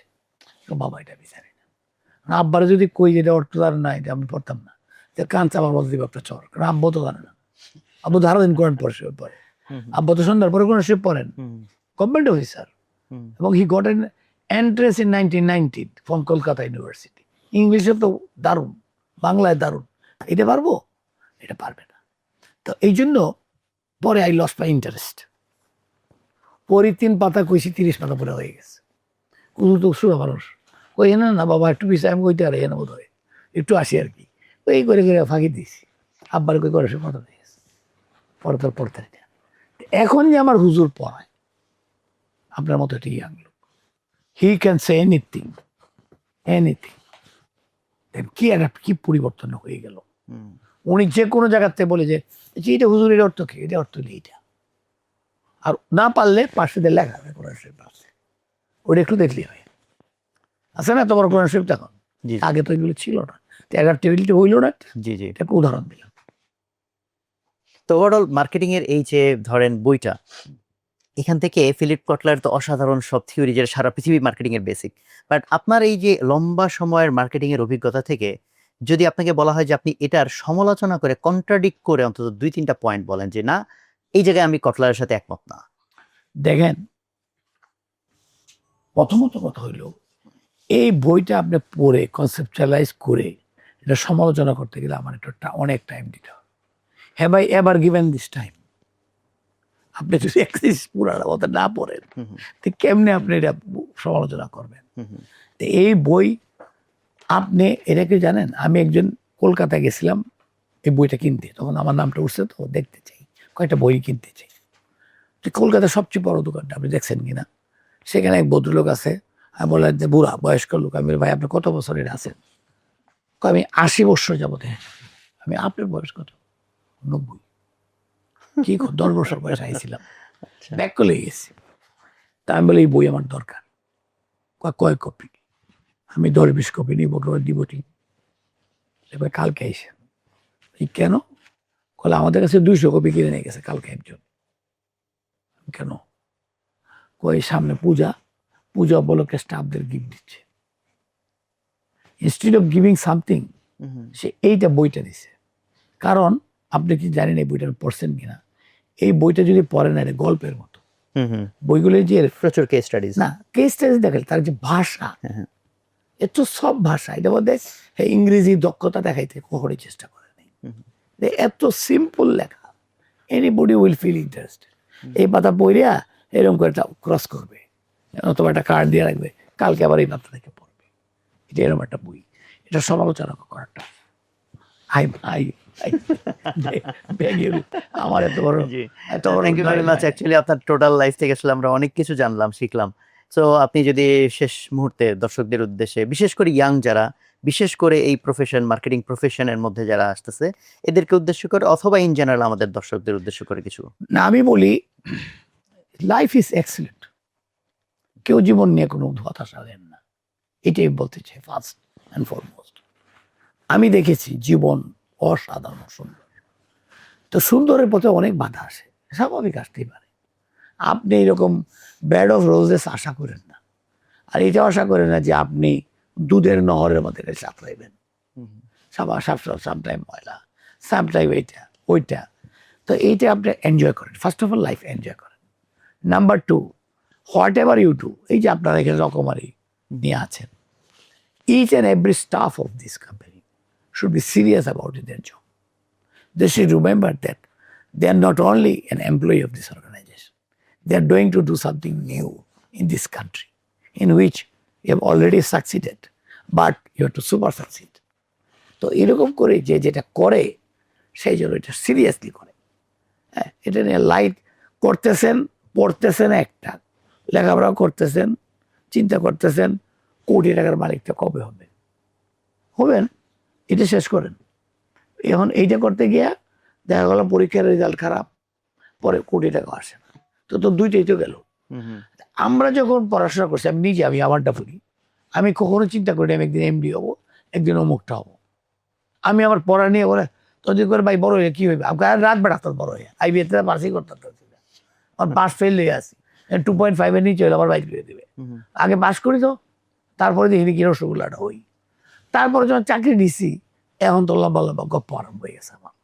এমডি জিজ্ঞেস করে আমার জীবনে কি হইতে চান, আমি স্যার আপনার মতো ম্যানেজিং ডিরেক্টর হইতে চাই। কবে, আমি স্যার আপনি রিটায়ার করলে বলি কাই ফাই কই পেমেন্ট আসলে তো হইতে চাই, কিন্তু ছাত্র অসময়টা আমার মনে নাই, আমার বইটি আমার মনে ছিল। এই জন্য আপনারা যে যখন যেটা করেন সিরিয়াসলি করেন এবং ওইটার উপরে পা দিয়া বড় একটা কিছু হইতে পারবেন। আর বাহুল্য কাজ একটু কম করেন। আপনার বয়স কম, আমাদের সময় যে নেশা ছিল না তা না, ছেলেবেলে চরস খাইতো, মদ খাইতো, কি আফিং খাইতো, we never touched it. Please don't touch.